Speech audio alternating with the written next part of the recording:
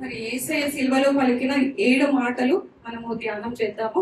మన బైబిల్లో చూసినట్టయితే మరి యేసయ్య మరి ఈ భూలోకంలో ఉన్నంత కాలము ఎన్నో గొప్ప అద్భుత కార్యాలు మనందరం బైబిల్ చదవం కదండి.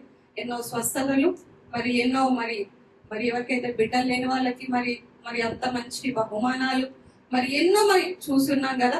మరి అవన్నీ ఒక పక్కనైతే మరి యేసయ్య సిలువలో పలికిన ఈ 7 మాటలు ఇంకా ఎంతో ప్రాముఖ్యమైనవి. హల్లెలూయా. నమ్మిన వాళ్ళందరం హల్లెలూయా చెప్తామా? హల్లెలూయా.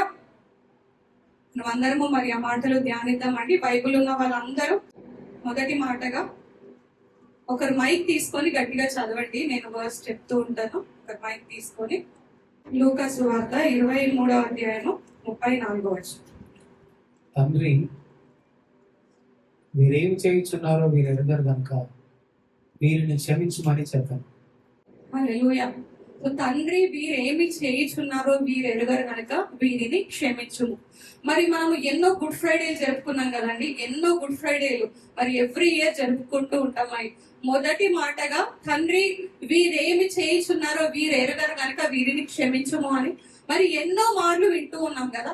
మనందరికీ ఒక ప్రశ్న అండి, మనం వింటూ ఉన్నాం కానీ ఈ మాటలు మనము మరి పాటిస్తున్నామా మన జీవితంలో? మనము మొదటి మాటలో చూసినట్టయితే యేసయ్య అక్కడ మరి ప్రార్థన గురించి మరి తేటగా సూటిగా చెప్పినట్టుగా మనం చూస్తున్నాము.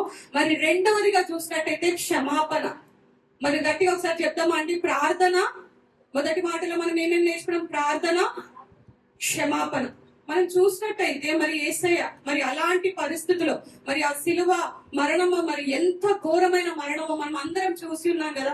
మరి అలాంటి సమయంలో కూడా మరి తండ్రి, వీరేమి చేయుచున్నారో వీరు ఎరుగరు కనుక వీరిని క్షమించుము అని చెప్పి యేసయ్య ఎంత గొప్ప మాట చెప్పారు.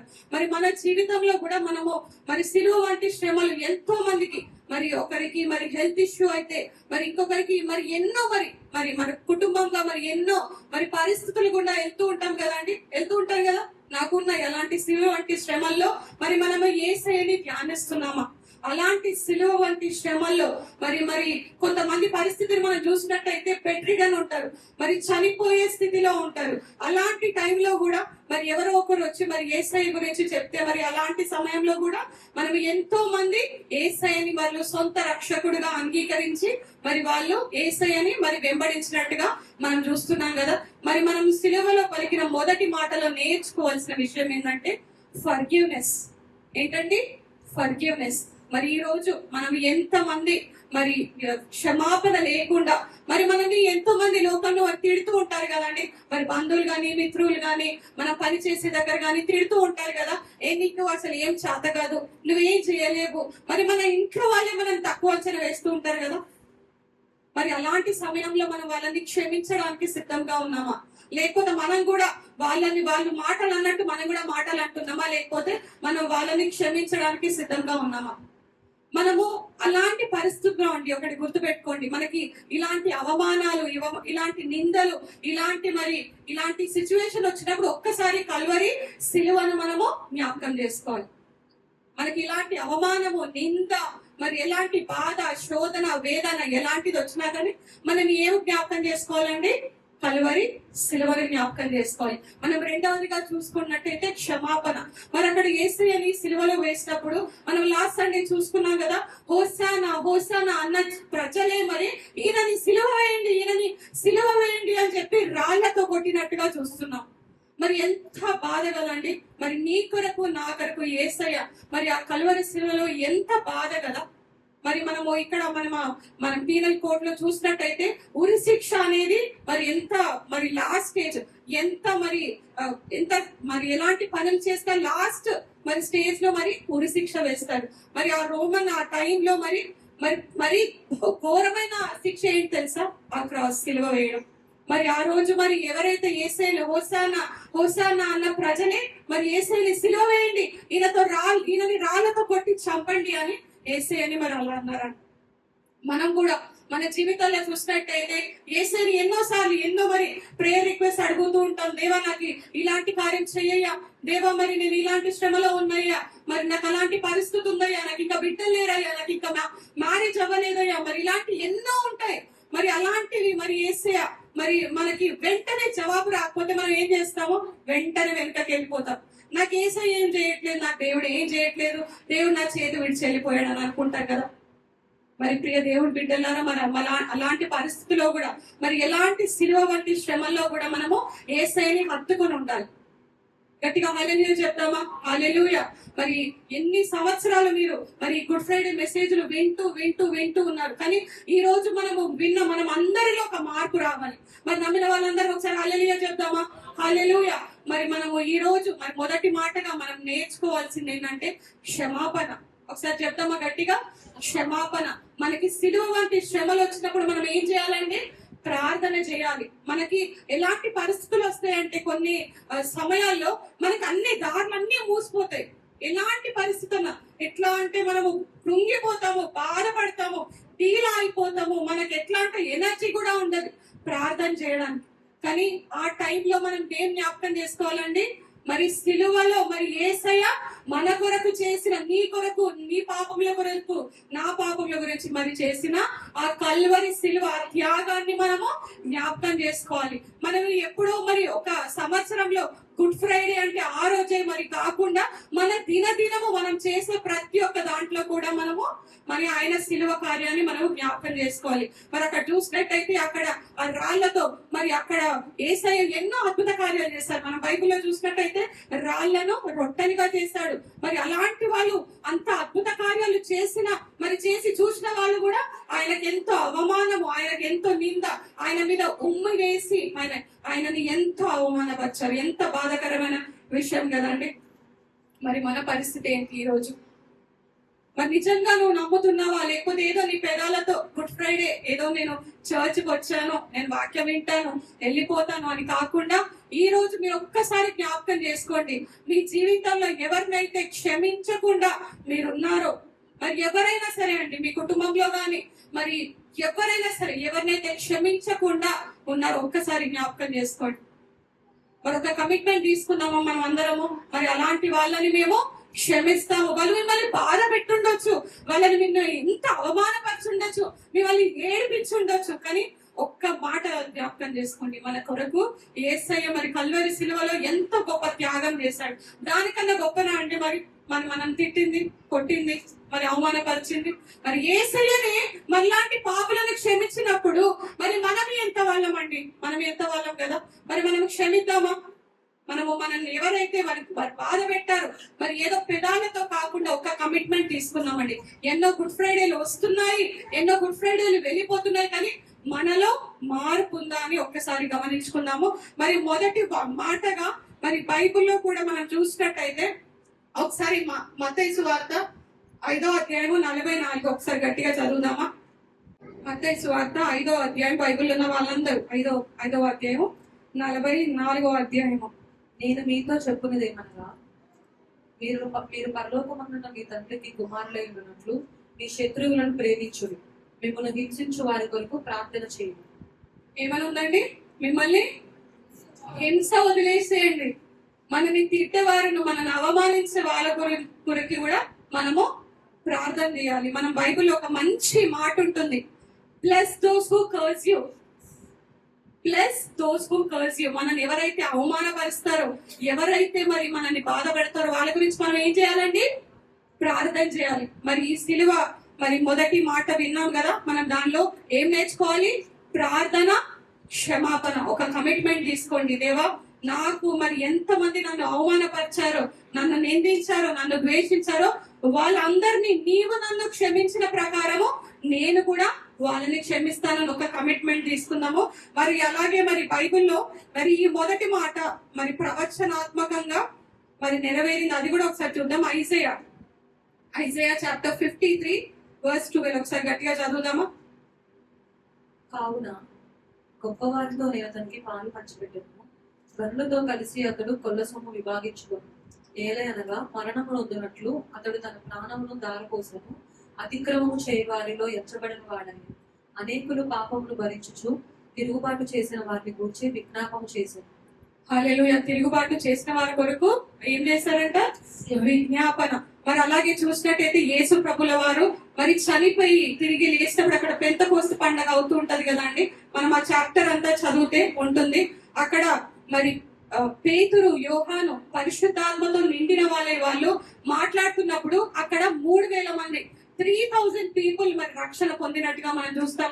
వాళ్ళు ఎంతో బాధపడ్డారంట. అయ్యో, ఈయననా మేము అవమానించింది, ఈయననా మేము నిందించింది, ఈయననా మేము సిలువ వేయమని చెప్పిందని చెప్పి వాళ్ళు ఎంతో బాధపడ్డారంట. మరి తండ్రి వీరేమి చేయుచున్నారో వీరు ఎరగరు కనుక వీరిని క్షమించుడి అన్నారు. మరి అక్కడి నుంచి స్టార్ట్ అయిందండి. 3,000 నుంచి 30 లక్షలు మరి అనేక మంది మరి యేసు ప్రభుల వారిని తన సొంత రక్షకుడుగా ఈ రోజు వరకు నమ్ముచున్నారు. హల్లెలూయా. బిగ్గరగా హల్లెలూయా చెప్తామండి. హల్లెలూయా.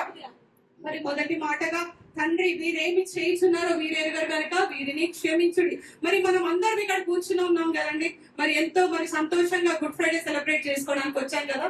మరి ఈ రోజు మీ కొరకు ఎవరో ప్రార్థన చేస్తే కదండి మీరు ఇక్కడ ఉంటారు. మీ కొరకు ఎవరు ప్రార్థన చేసి ఉంటారు? ఎవరన్నా గెస్ చేయగలుగుతారా? గట్టిగా. యేసు ప్రభు వారు నీ కొరకు నా కొరకు ప్రార్థన చేస్తారు కనుకనే మనము ఇక్కడ ఉన్నాం. మన తరతరాల గురించి జనరేషన్స్ మరి ఎంతో మంది గురించి మరి ప్రార్థన చేస్తే మనము ఇక్కడ ఈ రోజు మరి ఆయన సన్నిధానంలో ఉన్నాం. మరి వీఆర్ చూసన్ పీపుల్. మనం ఎంతో మరి ఆయన దృష్టిలో మనము ఎంతో ప్రత్యేకం కదా అండి. మరి బిగ్గరగా మరి చప్పట్లు కొట్టి ఆయన నామం మహిమ పడతామా? హల్లెలూయా. మరి బైబిల్లో మరి సిలువ ధ్యానాల్లో మరి మొట్టమొదటిగా మనం నేర్చుకోవాల్సింది క్షమాపణ ప్రార్థన. మనకి సిలువ వంటి శ్రమలు, అవమానాలు, నిందలు ఏదొచ్చినా మనం ఏం చేయాలండి? గట్టిగా చెప్తామా? ప్రార్థన చేయాలి. మరి ఇంకొకటి క్షమాపణ. మరి ఫర్గివ్ చేద్దామా? లాస్ట్ టైం డివోషనల్ మెసేజ్ చెప్పినప్పుడు ఒక సిస్టర్ నాకు చెప్పారు, అక్క నేను ఇలాంటి పరిస్థితిలో ఉన్నాను, ఒకరితో నేను మాట్లాడట్లేదు, నేను మాట్లాడాలనుకుంటున్నాను అని చెప్పేసి అన్నప్పుడు నాకు ఎంత సంతోషం అనిపించింది తెలుసా అండి. మరి ఆ సిస్టర్ని బట్టి నేను ఎంతో సంతోషపడుతున్నాను. మరి మనము విని వదిలేయకుండా మరి ఆ వాక్యం, విన్న వాక్యాన్ని పట్టుకొని నెమరు వేసుకొని మన జీవితంలో మనము క్రైస్తవులం అంటే మరి యేసయ్యని పోలి ఉండాలి, యేసయ్యని పోలి నడుచుకోవాలి కదా. హల్లెలూయా. మరి సిలువలో మరి మొదటి మాటలో మనం నేర్చుకోవాల్సింది ప్రార్థన, మరి క్షమాపణ. ఇవి రెండు గుర్తు పెట్టుకోండి. ఇవి ఓన్లీ గుడ్ ఫ్రైడే టైంలో కాకుండా దినదినము మన డైలీ లైఫ్ లో, డైలీ రొటీన్ లైఫ్ లో కూడా మనము జ్ఞాపకం చేసుకుందాం. మనం అందరికి వచ్చిన పాట వితౌట్ మ్యూజిక్. మరి ఎందుకో నన్ను ఇంతగా నీవు ప్రేమించిందివో దేవా అనే పాట పాడుకుందామా? అందరికి వచ్చు కదండి పాట. ఎందుకో ఇంతగా నీవు ప్రేమించితివో దేవా, అందుకో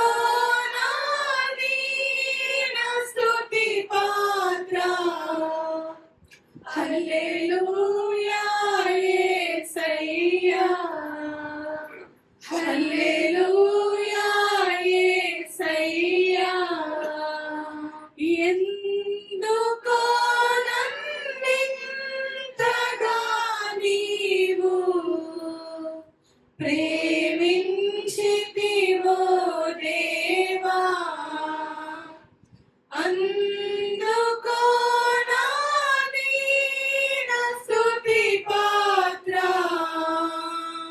హల్లెలూయా యేసయ్యా,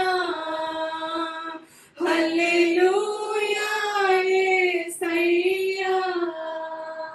హల్లెలూయా. మరి రెండవ మాటగా బైబిల్ ఉన్న వాళ్ళందరూ లూకా సువార్త 23వ అధ్యాయము 43వ వచనం. అందుకైన వానితో, నేడు నీవు నాతో కూడా పరదేశంలో ఉండువని నిశ్చయంగా నీతో చెప్పుచున్నానని. హల్లెలూయా. మరి రెండవ మాటగా నిశ్చయముగా నేడు నీవు నాతో కూడా పరదైస్లో ఉండు. మరి మనం ఈ మాట, రెండవ మాట, సిలువలో పలికిన రెండవ మాట కూడా మరి ఎన్నో మార్లు విని ఉన్నాం కదా. ఒక దొంగ మరి అక్కడ యేసు ప్రభుల వారిని మరి సిలువ వేసినప్పుడు ఇద్దరు దొంగలు, ఒకరు కుడివైపు ఒకరు ఎడమ వైపు ఉంటారు కదా. మరి మనం ఎన్నో మార్లు విని ఉన్నామండి. కానీ రెండవ మాట వల్ల మనము మన జీవితంలో ఏం నేర్చుకోగలుగుతామని కొద్దిసేపు ధ్యానిద్దాము. మరి అక్కడ ఆ దొంగ మరి ఇద్దరు మరి ఆ బందిపోట్లు ఇద్దరు మరి ఎంతో తప్పు చేశారు కాబట్టి అక్కడ వాళ్ళకి శిక్ష విధిస్తున్నారు కదా. యేసు ప్రభుల వారు ఏం తప్పు చేశారు? ఏమీ తప్పు చేయలేదు కదా. మరి అక్కడ ఉన్న మరి పిలాతు కూడా మరి వాళ్ళకు కూడా తెలుసు, అక్కడ ఉన్న ప్రజలందరికీ కూడా తెలుసు ఆయన ఏమీ తప్పు చేయలేదు, ఏమి ఎలాంటి అవమానం గాని ఎలాంటి తప్పు మాత్రము చేయలేదు. కానీ ఆయనకి మాత్రము మరి ఆ కల్వరి శిలువలో అలాంటి ఘోరమైన శిక్ష. మరి ఈ దొంగకి రక్షణ ఎలా వచ్చిందంటే యేసు ప్రభుల వారిని మరి సిలువకి తీసుకువచ్చే ముందు మరి మనము మరి ఎన్నో మార్లు చూసి ఉంటాం కదా. మరి ప్యాషన్ ఆఫ్ క్రైస్ట్ మూవీలో వాళ్ళు చూసి ఉంటాము, మరి ఎన్నో మార్లు చూసి ఉంటాము. ఆయన ఆ సిలువను పట్టుకొని ఇట్లా వస్తున్నప్పుడు ఎంతో మంది ఆయనని కొరడాలతో కొట్టడము, మరి ఎంతో అవమానం ఉమ్మివేయడము, మరి ఎంత భయంకరంగా చేసి ఉన్నారు కదా. ఈ దొంగ మాత్రము ఇవన్నీ గమనిస్తున్నాడు. ఆయనతో మరి ఒక రోజు ముందు నుంచి ఆ దొంగకి మరి ఆయనతో జర్నీ స్టార్ట్ అయింది. ఇవన్నీ చూస్తూ ఉన్నాడు. ఇవన్నీ మరి ఈయన రక్షకుడు అంటున్నారు, మరి ఈయనని మరి రక్షించుకోలేడా అని చెప్పి ఎంతో మంది అవమానకరంగా మరి మాటలు మాట్లాడినట్టుగా మనం బైబిల్ గ్రంథంలో చూస్తాము. కానీ ఈ దొంగ మాత్రము ఈయనని ఇంత కొట్టినా ఇంత తిట్టినా మనం ఎవరైనా ఇట్లా అంటే మనము ఎంత తొందరగా రియాక్ట్ అయిపోతాం కదండి.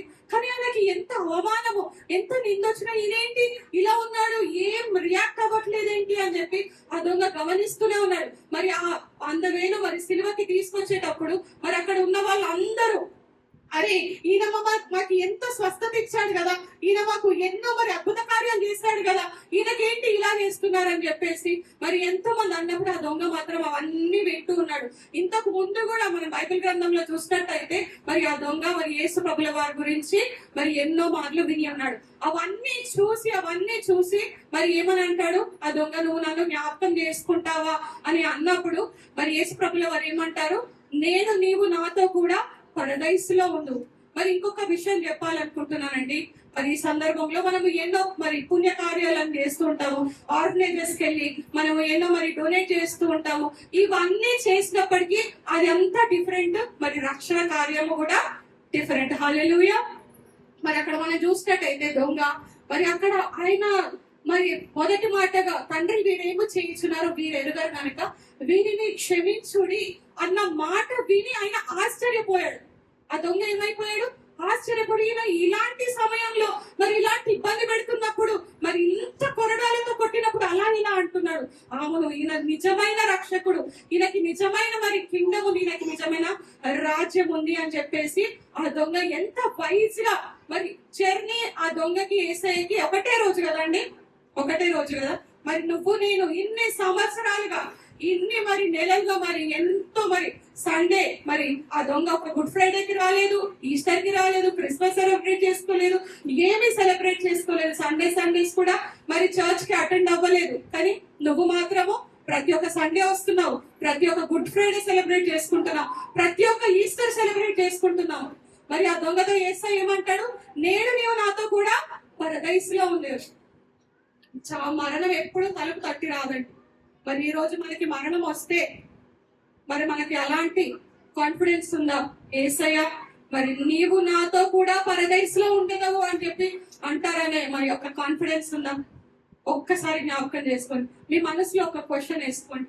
మరి మన స్థితి ఎలా ఉంది? మరి మనము యేసయ్యతో మరి ఆనుకొని జీవిస్తున్నామా, లేకపోతే ఒట్టిగా మనము గుడ్ ఫ్రైడే ఈస్టర్స్ సెలబ్రేట్ చేసుకొని మరి నామకార్థంగా మన పనిలో మనం ఉంటున్నామా, లేకపోతే మరి యేసయ్య పలికిన మరి ఆ మాటల ప్రకారము మరి బైబిల్లో ఉన్న మరి ఆ మాటల ప్రకారము మరి మనము ధ్యానిస్తున్నామా, మనం ఆయనకి దగ్గరగా జీవిస్తున్నామా? ఒక్కసారి జ్ఞాపకం చేసుకోండి. మరి గుడ్ ఫ్రైడే రోజు మనలో ఒక మార్పు రావాలండి. ఏదో మనం చర్చ్ కు వచ్చి వెళ్ళిపోవడం కాకుండా మన మనస్సులో ఒక దృఢమైన విశ్వాసము, ఒక మార్పు రావాలి. మరి అక్కడ ఆ శిలువ కార్యాన్ని చూసి ఆ దొంగ మరి యేసయ్యని చూసి మరి మార్పు వచ్చింది కదా. మరి మీ ఇంట్లో కానీ, మీ ఫ్రెండ్స్ మధ్యలో కానీ, మీ కుటుంబాల్లో కానీ మరి మీ రక్షణ చూసి, మీ ప్రవర్తనను చూసి ఎవరైనా దేవుని దగ్గరకు వచ్చారండి? ఒకసారి క్వశ్చన్ చేసుకోండి. మనం ఎంతో మందికి చెప్తాం కదా, పెద్ద సువార్త చెప్పిన అవసరం లేదండి, నీ ప్రవర్తన చాలు. వాళ్ళు దేవుని దగ్గరికి రావడానికి నీ ప్రవర్తన చాలు. ఒకసారి జ్ఞాపకం చేసుకోండి. మనం ఎలా ఉంటున్నాం, మన కుటుంబంలో ఎలా ఉంటున్నామో, మన పిల్లల దగ్గర ఎలా ఉంటున్నామో, సంఘంలో ఎలా ఉంటున్నామో, తల్లిదండ్రుల దగ్గర ఎలా ఉంటున్నామో, అత్తమామల దగ్గర ఎలా ఉంటున్నామో, మన ప్రవర్తన ఎలా ఉంది ఒక్కసారి జ్ఞాపకం చేసుకోండి. మరి అక్కడ చూసినట్టయితే దాన్ని లైఫ్ స్టైల్ ఇవాంజలిజం అంటారు. మరి యేసు ప్రభుల వారిని మరి ఆయన మరి ఆ బిహేవియర్ ని చూసి, ఆయన మరి ఆ హంబల్నెస్ చూసి, ఆయన సిలువలో పలికిన మొదటి మాటను చూసి మరి ఆ దొంగ మరి ఎంత మంచి మార్పు తెచ్చుకున్నాడు కదా. మరి నీ ప్రవర్తన చూసి ఎంతమంది మారుతున్నారు, ఎంతమందిని నువ్వు రక్షణలో తీసుకొచ్చావు ఒకసారి జ్ఞాపకం చేసుకోండి. మరి యేసు మరి సూటిగా తేటగా మాట్లాడుతున్నారు. ఈ రెండవ మాట ద్వారా మనం ఒక్కసారి జ్ఞాపకం చేసుకున్నాం, మన జీవితంలో మన ప్రవర్తనతో ఎంత మందిని మనము రక్షణలోకి తీసుకొచ్చాం. ఒక కమిట్మెంట్ తీసుకుందామా అండి? మరి నెక్స్ట్ ఈస్టర్ వరకు మరి ఒక కమిట్మెంట్ తీసుకుందామా? మరి ఈ రోజు మనం అందరం విన్నాం కదా, ఎంతమంది మన ప్రవర్తన ద్వారా మరి రక్షణలోకి వచ్చారు, యేసు ప్రభు వారిని నమ్మారు అని చెప్పేసి. మరి ఒక కమిట్మెంట్ తీసుకుందామా? మన ప్రవర్తన మరి ఎక్కడైతే మరి వాక్య ప్రకారం లేదో, ఎక్కడైతే దేవునికి అవమానకరంగా ఉందా, మరి ఇంకా పాపంలోనే ఉన్నామా, ఇంకా పాపపు జీవితమే జీవిస్తున్నామా, మరి అలాంటివన్నీ మనము మార్చుకొని యేసు ప్రభుల వారిని ఇంకా దగ్గరగా వెంబడిద్దామా? హల్లెలూయా. ఒకసారి గట్టిగా హల్లెలూయా చెప్తామా? ఒక క్వశ్చన్ వేసుకున్నాం. ఆ దొంగ మరి చెప్పినప్పుడు నేను నీవు నాతో కూడా పరదేశంలో ఉండేదో అని అన్నాడు యేసు ప్రభుల వారు. అలాంటి ఘోరమైన శ్రమలో కూడా ఉన్నారు. ఒకసారి జ్ఞాపకం చేసుకుందామండి. ఒక కమిట్మెంట్ తీసుకుందాం మనం, మన ప్రవర్తన ద్వారా, మన యాక్షన్స్ ద్వారా, మన బిహేవియర్ ద్వారా మరి ఎంతమంది దేవుళ్ళకి మనము నడిపిస్తున్నాము. మనం ఎవరినైతే క్షమించకుండా ఉంటామో, మనం ఎవరినైతే మరి ఇంకా క్షమించకుండా ఉంటామో, మరి యేసు ప్రభుల వారు కూడా మనల్ని కూడా క్షమించరండి. ఈ మాట మాత్రం మంచిగా గుర్తుపెట్టుకోండి. మనం ఒకరిని క్షమిస్తేనే, మనము మన బిహేవియర్ మంచుకుంటేనే ఒకరు యేసు ప్రభుల దగ్గరికి మరి రావడానికి అవకాశం ఉంటుంది. ఒక పాట పాడుకుందామండి ఈ సందర్భంలో. ఎందుకో నన్ను ఇంతగా నీవు ప్రేమించిదిగో దేవా అని పాట పాడుకుందాం. మరి మాటలు మీకు మరి ఎలా అర్థమవుతున్నాయో, మరి ఎలా మీరు తీసుకుంటున్నారో ఒకసారి మరి జ్ఞాపకం చేసుకోండి. యేసు ప్రభుల వారు మరి నీ కొరకు, మరి నీ పాపముల కొరకు, నా పాపముల కొరకు, మన అపరాధముల నిమిత్తము ఆయన మరి ఎంతో పెయిన్ అంటే మరి మరి చివరి రక్తపు పొట్టు మరి బయటకు వచ్చేవాడికి మరి ఆయన శ్రమను ఉందాడు. మరి మనం ఇంకా పాపంలో ఉన్నట్టయితే, మనం ఇంకా అదే పాపంలో ఉన్నట్టయితే, అదే పాపపు జీవితంలో ఉన్నట్టయితే మరి ఇంకా మనము దినదినము ఆయనను సిలువ వేస్తున్నట్టే. మరి ఈ రోజు మరి వాక్యం వింటున్న మనలో ఒక మార్పు రావాలి, ఒక తీర్మానం తీసుకున్నాం.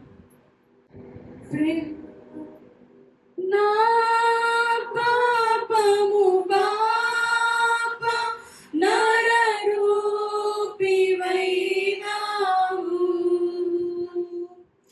నా శాపము మాపా నలిగి వేలాడితివి. అందరం పడదామండి. నా పాపము బాపా నరరూపివైనావు,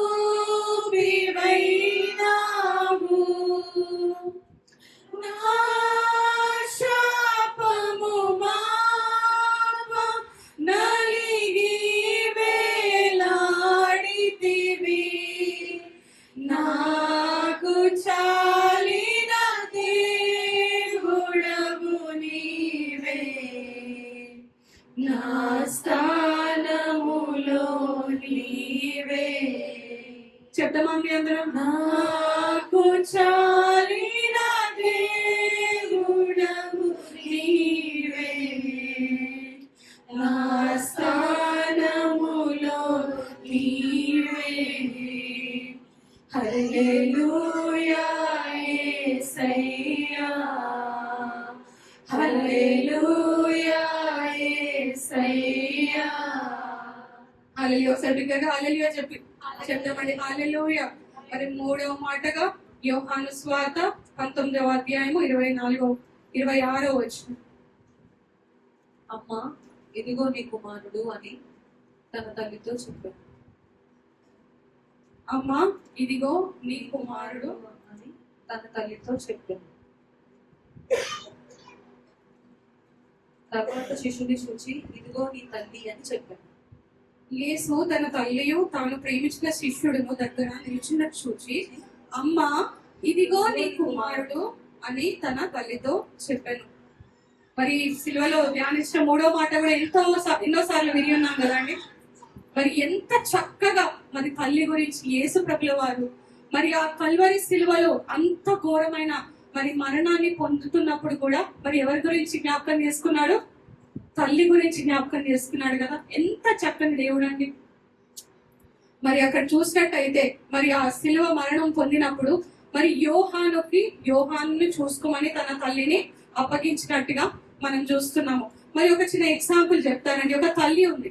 ఆ తల్లి ఎంతో మరి ఎన్నో పనులు చేసుకుంటూ వాళ్ళ పిల్లల్ని పోషించి పెద్ద చేసిన తర్వాత ఆ పిల్లల్ని మరి వేరే దగ్గరికి, వాళ్ళ అబ్బాయిని వేరే దగ్గరికి వెళ్ళి చదివించినప్పుడు ఆ అబ్బాయి లోకంలో పడి మొత్తము అన్ని చెడు అలవాట్లు తెచ్చుకొని మరి ఎంతో దేవునికి విరుద్ధంగా జీవిస్తున్నాడంట. ఎంతో పాపపు జీవితము జీవిస్తున్నాడంట. కానీ ఈ తల్లి మాత్రం ఏం చేస్తుందంటే తను ఎంతో శ్రమపడి తనకు వచ్చిన డబ్బులంతా ఏం చేస్తుంది తెలుసా? మరి వాళ్ళ అబ్బాయిని పంపిస్తుంది. ఒకసారి సడన్ గా తన హాస్టల్కి వెళ్ళినప్పుడు తన ప్రవర్తనని, తన రూమ్ లో ఉన్న అశ్లీలమైన దృశ్యాలను అన్నిటిని చూసి ఆ తల్లి ఎంతో బాధపడిందంట. మన పిల్లలు కూడా మనం చూసినట్టయితే మరి ఎప్పుడైతే లోకంలో ఉంటారో ఎంతో బాధపడతాం కదండి.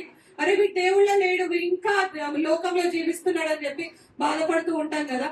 మరి ఆ తల్లి కూడా ఎంతో బాధపడిందంట. వీడు దేవుడిలో ఎంత మంచిగా పెంచాను, కానీ లోకంలో పడి చెడు అలవాట్లు, చెడు మాటలు అన్ని నేర్చుకున్నాడని చెప్పేసి అక్కడ ఆ తల్లి ఎంతో బాధపడింది. మరి సడన్ గా వాళ్ళ అబ్బాయి వచ్చినప్పుడు, అమ్మ నువ్వేంటి సడన్ గా వచ్చావు అని చెప్పేసి అన్నప్పుడు, ఏంటమ్మా నువ్వు సడన్ గా వచ్చావు అని చెప్పి ఆ అబ్బాయి అడిగాడంట. ఇది యథార్థంగా జరిగిన సంఘటన అండి. వాళ్ళ తల్లి ఏమీ చెప్పలేదు.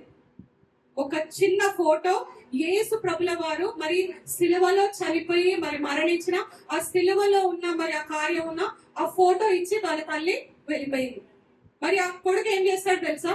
మరి ఆ అన్ని ఫోటోల మధ్యలో యేసు ప్రభుల వారు సిలువలో అక్కడ మనం చూసినట్టయితే అలాంటి ఒక ఫోటో అక్కడ గోడ పైన పెట్టేసి వెళ్ళిపోయిందంట. తను కాలేజ్కి వెళ్ళి వస్తున్నప్పుడు ప్రతిరోజు ఆ ఫోటో చూస్తున్నాడు. ప్రతిరోజు తను బయటకు వెళ్తున్నప్పుడు వస్తున్నప్పుడు ప్రతిరోజు ఫోటో చూస్తున్నాడు. కానీ తనలో మార్పు లేదు. ఏం లేదండి, తనలో మార్పు లేదు. అసలు గట్టిగా చెప్తామా? తనలో మార్పు లేదు. తను ఎన్నిసార్లు చూసినా ఎన్నిసార్లు ఆ ఫోటో చూసినా కానీ మార్పు లేదు. కానీ ఒక రోజు మార్పు వచ్చింది. ఆ ఫోటో చూసి, ఏంటి నా కొరకు యేసయ్య ఇంత గొప్ప కార్యం చేశాడు, ఇంత శ్రమను, ఇంత అవమానాన్ని పొందాడు కదా, నేనేంటి ఇలాంటి జీవితం జీవిస్తున్నాను, ఆయనకి ఆయాసకరమైన జీవితము, ఆయనకి అవమానకరమైన జీవితం జీవిస్తున్నాను ఏంటి అని చెప్పి ఆ రోజు ఆయన రక్షణ పొందినట్టుగా మనం చూస్తున్నాం. గట్టిగా చొప్పట్లు కొట్టి దేవుని నామమును మహిమపడతాం. మన జీవితం ఎలా ఉందండి? ఈ రోజుల్లో చూసినట్టయితే తల్లిదండ్రులని ఎక్కడో అబ్రాడ్ లో ఉంటారు, ఎక్కడో ఆర్ఫనేజ్ లో వేసేస్తారు. ఆ తల్లిదండ్రుల పరిస్థితి ఎంత ఘోరం కదా. ఈ రోజు మన తల్లిదండ్రులను మనం ఎలా చూసుకుంటున్నాం? అక్కడ యేసు ప్రభుల వారు సిలువలో అలాంటి మరణము, అలాంటి స్థితిలో కూడా తన తల్లి గురించి జ్ఞాపకం చేసుకున్నాడు కదా. ఎంత గొప్ప దేవుడు అండి. అసలు నీ కొరకు మన తల్లి గాని మన తండ్రి గాని ఇలాంటి అవమానము, ఇలాంటి నింద, ఇలాంటిది ఏది చేయలేదు. కానీ నీ కొరకు నా కొరకు ఆయన కల్వరి సిలువలో అంత ఘోరంగా మనల్ని ఒక దెబ్బ కొడితేనే, ఒక మాట అంటేనే మనం పడం కదండి. కానీ అలాంటిది అంత ఘోరమైన అవమానము, నింద అలాంటిది వచ్చినా కానీ తను ఎవరి గురించి జ్ఞాపకం చేసుకున్నాడు? తల్లి గురించి కదా. మన పరిస్థితి ఎలా ఉంది? మన తల్లిదండ్రులు ఎలా చూసుకుంటున్నాము? వృద్ధాప్యంలో వచ్చిన తల్లిదండ్రులని రోడ్డు పైన వదిలేసి వెళ్ళిపోయిన ఎంతో మంది కుటుంబాలను మనం చూసాం కదా. ఎలా ఉన్నాం? మన పరిస్థితి ఎలా ఉంది? మన తండ్రులని ఎలా చూసుకుంటున్నాం? ఒకసారి జ్ఞాపకం చేసుకోండి. 3 మాటలు విన్న మనము విని వదిలేయకుండా విని మన తిరిగి ఇంటికి వెళ్ళిపోయి మన పనులు మనం చేసుకుంటూ మన దినదినము మనం వర్క్స్ అవి చేసుకుంటూ మనం ఉండకుండా సిలువలో ధ్యానించిన మొదటి మాట, తండ్రి వీరేమి చేయుచున్నారు వీరు ఎరుగరు కనుక వీరిని క్షమించుడి. మనం దానిలో నేర్చుకోవాల్సింది ప్రార్థన, క్షమాపణ. హల్లెలూయా. రెండో మాటగా నేడు నీవు నాతో కూడా పరదైస్ లో ఉండు. మరి ఈ రోజు మనకి మరణము తలుపు తడితే మరి యేసు ప్రభుల వారు మనతో కూడా అలాంటి మాట చెప్తారా? నీవు నాతో కూడా పరదైస్ లో ఉండు అని చెప్పి ఒక క్వశ్చన్ వేసుకోండి. మూడవదిగా చూసినట్టయితే మరి తల్లి గురించి, తన తల్లి గురించి మరి ఎంత ప్రేమతో మరి ఎంతో రెస్పాన్సిబిలిటీ మరి తన తల్లిని మరి యోహానికి చూసుకోమని అప్పగించిందిగా మనం చూస్తున్నాం. మరి ఒకసారి మనం అందరం లేచి మరి ప్రార్థిద్దామండి. ఈ 3 మాటలు విన్న మనము మరి ఒక కమిట్మెంట్ తీసుకుందామా? మరి మొదటి మాటలు మనం చూసినట్టయితే సిలువ వంటి శ్రమలు వచ్చినప్పుడు మనము ప్రార్థన మాత్రం మానద్దు. మరి మనము ఎవరినైతే మరి ఇంకా ఫర్గివ్ చేయలేదో, ఇంకా ఎవరిని ఇంకా క్షమించలేదు మన కుటుంబంలో కానీ అది ఎవరైనా సరే ఇంకా క్షమించకుండా ఉన్నామో మరి అలాంటి వారిని ఒక్క కమిట్మెంట్ తీసుకుందామా? యేసయ్యా నేను క్షమిస్తానయ్యా. మరి ఈ సిలువలో పలికిన మరి మొదటి మాట విన్న నేను క్షమిస్తానయ్యా. మరి నన్ను తిట్టిన వారిని, నన్ను అవమానించిన వారిని, నన్ను నిందించిన వారిని నేను క్షమిస్తానయ్యా. మరి ఈ రోజు నువ్వు మరి నీ తల్లిదండ్రులను ఎలా చూసుకుంటున్నావు? వాళ్ళ పట్ల నువ్వు బాధ్యతగా ఉన్నావా? మరి ఈ రోజు మరి బాధ్యత లేనట్టుగా నువ్వు ఉన్నట్టయితే మరి వాళ్ళని బాధ్యతగా నేను చూసుకుంటానన్న కమిట్మెంట్ ఈ 3 మాటల ద్వారా మరి మనం ఒక మంచి కమిట్మెంట్ తీసుకున్నామండి. 4, 5, 6, 7 వాక్యాలు మనం వెళ్ళిపోవడం. Okay right. ఈరోజు గుడ్ ఫ్రైడే. మీకు తెలుసా? తెలిసిన చేతులెత్తండి. వెరీ గుడ్, అందరికీ తెలుసు. సూపర్. అంటే నేను ఎక్కువ చెప్పాల్సిన అవసరం లేదు, మీకు తెలుసు కాబట్టి. రైట్. కొన్ని విషయాలు పైన టచ్ చేసుకుంటూ వెళ్తాను. ఓకే, మీకు ఒకవేళ ఏదన్నా వాక్య భాగం కానీ ఏదైనా పాయింట్ మీకు చదివేటప్పుడు మీకు నచ్చినట్లయితే, అంటే అన్ని నచ్చుతాయి, మీకు ఏదన్నా ఎంకరేజింగ్ గా ఉన్నట్లయితే, మీకు ఆ ప్రోత్సాహకరంగా ఉన్నట్లయితే ఆ సమయంలో మీరు ఆమేనని చెప్పండి. హల్లెలూయా. ఆ సమయంలో హల్లెలూయా అని చెప్పండి. నేను హల్లెలూయా అంటే నాకు సమాధానంగా హల్లెలూయా అప్పుడే చెప్పాలనే రూల్ ఏం లేదు. ఓకే, మీకు వాక్యము నచ్చినట్లయితే, మీకు దేవుడు మాట్లాడినట్లయితే, ఆ సమయంలో పరిశుద్ధాత్మ ప్రేరేపించినట్లయితే వెంటనే మీరు ఆమేన్ అని చెప్పండి, హల్లెలూయా అని చెప్పండి, చేతులు పైకి చెప్పండి. No problem.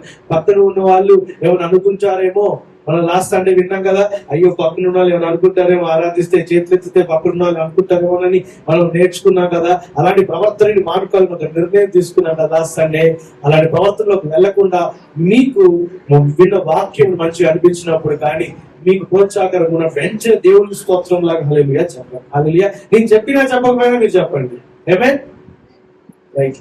గుడ్ ఫ్రైడే మన సంవత్సరం క్యాలెండర్ లో ప్రతి వారములో కూడా ఒక శుక్రవారం అనేది ఉంటుంది. మీ క్యాలెండర్ లో ఉందా? ఓకే, ఉంటుంది కదా. ప్రతి ఒక్కరి క్యాలెండర్. ప్రపంచంలో ఏ దేశముకైనా వెళ్ళండి, నలుమూలకైనా వెళ్ళండి, ఏ గ్రామానికి వెళ్ళండి, వాళ్ళ దగ్గర క్యాలెండర్ ఉంటే, వాళ్ళు క్యాలెండర్ ని పాటిస్తే, వారి క్యాలెండర్ లో ఉన్న నెలలలో, వారాలలో ఖచ్చితంగా ఉండేది ఏంటి తెలుసా? గుడ్ ఫ్రైడే, శుక్రవారం ఖచ్చితంగా ఉంటుంది. అయితే ఈ యొక్క మరి శుక్రవారానికి ప్రత్యేకంగా మన సంఘముగా వచ్చి దేవుని ఆరాధించుకోవడం, దేవుడు చేసిన కార్యం జ్ఞాపకం చేసుకుంటున్నాం. ఎందుకంటే అది దాంట్లో ప్రత్యేకత ఉంది కాబట్టి. ప్రతి శుక్రవారం అయితే రాం కదా, ఎప్పుడైనా ఫాస్టింగ్ పేరు ఉంటే తప్ప వేరే శుక్రవారం అయితే రాం కదా. కానీ ఈరోజు శుక్రవారం ఎంతమంది తెలుసండి? అందరు తెలుసా? Very good. ఈరోజు శుక్రవారము. మరి తెలిసి కూడా ఈరోజు ఆదివారం కాదే, మరి ఫాస్టింగ్ పేరు కూడా లేదే, మరి అయినా కూడా ఈ శుక్రవారానికి మన సంఘముతో కలిసి దేవుని ఆరాధించడానికి వచ్చామంటే, ఎందుకంటే ఈ రోజు ఒక అద్భుతకరమైన విషయం అనేది దాగి ఉంది. ఈ రోజులో ఒక ఇంపార్టెంట్ యాక్టివిటీ జరగబడింది. 2000 సంవత్సరాల క్రితము ఒక అద్భుతమైన కార్యము జరిగించబడింది. అది ఆ అద్భుతమైన కార్యం ఎందుకు అంటున్నానంటే, ఎవరు కూడా చేయలేరు కూడా అలాంటి అద్భుతకరమైన కార్యము. అందుకే అద్భుతంగా పిలుస్తున్నాను నేను ఆ కార్యాన్ని. మరి ఆ అద్భుత కార్యము ఎవరికి ఉపయోగపడింది? మంచి అని ఎందుకు పేరు పెట్టాను దీనికంటే, ఉపయోగకరముగా ఉంటే దాన్ని మంచి అంటాం. ఉపయోగకరంగా లేకుండా ఏదన్నా చెడు తరమును తీసుకొచ్చేది ఉంటే దాన్ని చెడిపోయింది, చెడు అని పిలుస్తాం. ఉపయోగకరంగా, క్షేమాభివృద్ధికరంగా వారికి ఏమైనా ఉంటే దాన్ని ఏమంటాం? మంచి అంటాం. అయితే 2000 సంవత్సరాల క్రితము ఈ రోజున అనగా ఒక శుక్రవారం రోజున ఒక అద్భుతమైన కార్యము జరిగింది. ఆ కార్యము వల్ల మానవాళి అందరికీ, ఈ ప్రపంచములో ఉన్న ప్రజలందరికీ కూడా ఒక మంచి జరుగునట్టుగా కార్యం చేయబడింది. కాబట్టి ఈ రోజున ఏమన్నా తెలుసా? గుడ్ ఫ్రైడే అని అన్నారు. దాని తెలుగులో అచ్చం ట్రాన్స్లేట్ చేస్తే మంచి శుక్రవారం. కానీ మనం తెలుగు ఎక్కువ చదువుకుంటాం కదా, దాన్ని శుభ శుక్రవారం. ఇంకేమంటాం చెప్పండి? ఇంకేమంటాం? శుభ శుక్రవారం. లేకపోతే కరెక్ట్ అయితే చెప్తున్నా చెప్పండి. ఇంకొక పదం ఉంటుంది, నాకు గుర్తు రావట్లేదు, అందుకే మీ సహాయం అడుగుతున్నాను. శుభ శుక్రవారం అని అంటారు. లేకపోతే చెప్పండి ఇంకో మాట తెలుసా? తెలుగులో ఏమంటారు? అంతేనా? అదొక్కటేనా? అంతేనా? శుభ శుక్రవారం అంటారు. లేకపోతే ఎవరికి నచ్చినట్టుగా ఒక పదాన్ని పెంచుకొని మాట్లాడుతుంటారు. తెలుగులో మరి మంచి శుక్రవారం ఎందుకు అన్నారంటే, శుభ శుక్రవారం ఎందుకన్నారంటే ఆ రోజున జరిగిన కార్యము వల్ల నీ జీవితంలో, నా జీవితంలో శుభము జరిగించబడింది, మంచి జరిగించబడింది. 2000 సంవత్సరాల క్రితం జరిగిన కార్యం వల్ల మానవాళి జీవితంలో ఒక మంచి అనేది మొదలైంది, ఒక మంచి విషయం అనేది స్టార్ట్ అయింది. కాబట్టి దీనిని గుడ్ ఫ్రైడే, మంచి శుక్రవారం కింద మరి దీని పేరు నామకరణం చేశారు. చాలా మంది క్రైస్తవులు కాని వాళ్ళు, గుడ్ ఫ్రైడే గురించి మీనింగ్ తెలియని వాళ్ళు ఏమనుకుంటారు తెలుసా? ఈ రోజు అందరూ క్రైస్తవులు అందరూ కలిసి చర్చికి వెళ్ళి బోరుమని ఏడుస్తారు అని అనుకుంటారు. మీకు తెలుసా?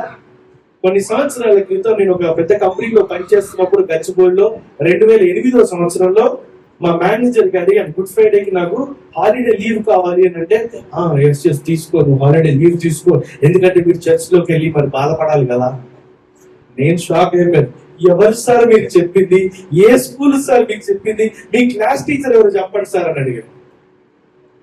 అంటే కొంతమందికి ఉన్న అవగాహన అలాంటిది, కొంతమందికి ఉన్న నాలెడ్జ్ అట్లాంటిది, కొంతమందికి ఉన్న అండర్స్టాండింగ్ అట్లాంటిది.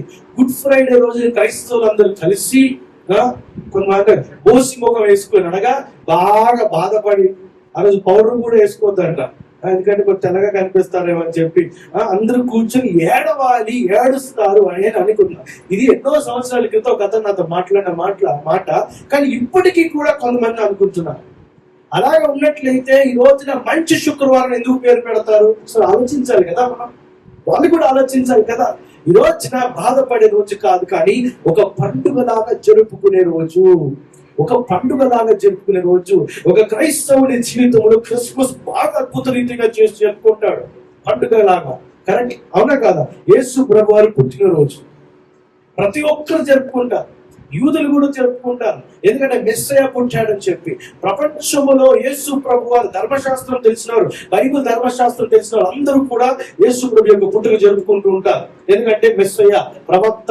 అదే విధంగా కొంతమంది మెసెంజర్ ఆఫ్ గాడ్, కొంతమంది దేవుని యొక్క కుమారుడు, దావీదు కుమారుడు, దేవుడు పుట్టాడని జరుపుకుంటాడు. వెరీ గుడ్, ఓకే, బాగానే ఉంది. కానీ అన్నిటికంటే మూల కారణం ఏంటి తెలుసా? The death of Jesus Christ, యేసు ప్రభు వారి యొక్క మరణము.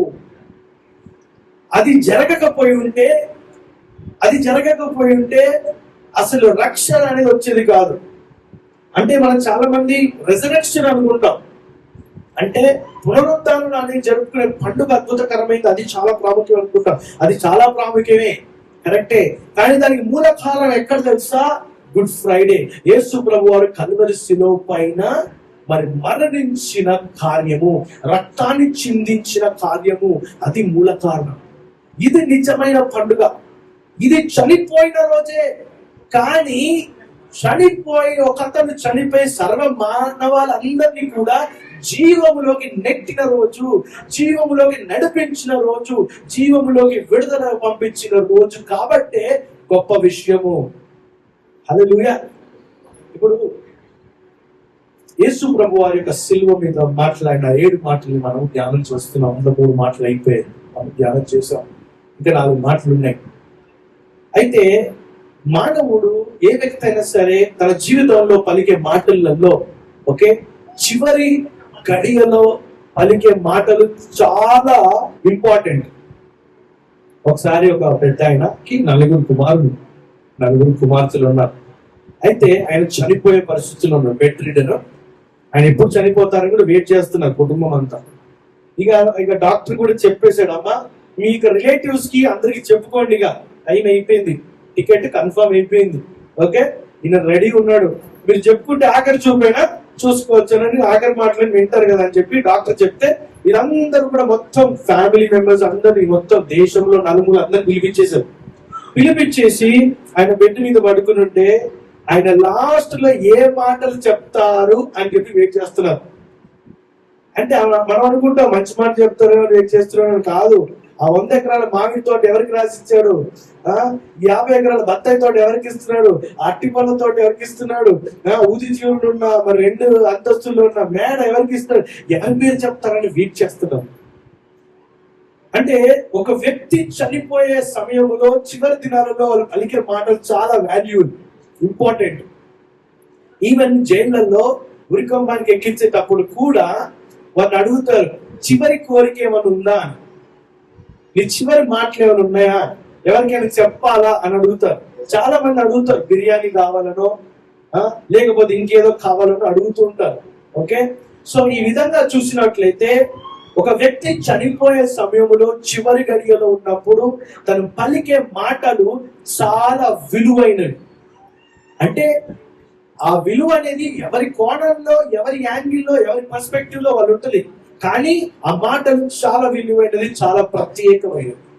ఈ యేసు ప్రభు వారు 33.5 సంవత్సరాలు ఈ భూమి మీద బతికిన సమయంలో ఆయన చివరి ఆ 3.5 సంవత్సరాలు చేసిన సేవలో మరి లాస్ట్ డే యేసు ప్రభు లాస్ట్ అవర్స్ లో శిలువ మీద ఉన్నప్పుడు పలికిన మాటలు చాలా విలువైన. అప్పటి వరకు ఆయన చాలా పలికారు మాటలు, స్వస్థత కలుగును గాక, విడుదల కలుగును గాక, దయ్యములు పోవును గాక, రోగములు పోవును గాక అని ఎన్నో మాటలు ఆయన పలికారు. అవన్నీ కూడా అందరూ విన్నారు. కానీ ఈ 7 మాటలు ఎందుకు ఈ రోజున మనం ధ్యానం చేయాలి, గుర్తుపెట్టుకోవాలంటే చాలా విలువైనది, చాలా అంటే చాలా విలువైనది. ఎందుకు తెలుసా? ఫస్ట్ మాట ఒకసారి ఇందాక మనం విన్నాం, స్మైలీ గారు చెప్పారు, కానీ ఒకసారి విందాం. ఏంటి తెలుసా మాట? తండ్రి కనుక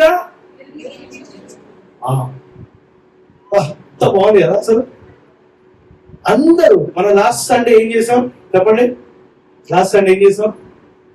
చర్చ్కి వచ్చాం, కరెక్టే. దాని తర్వాత పామ్స్ అంటే జరుపుకున్నాం కదా, మచ్చల ఆదివారం జరుపుకున్నాం.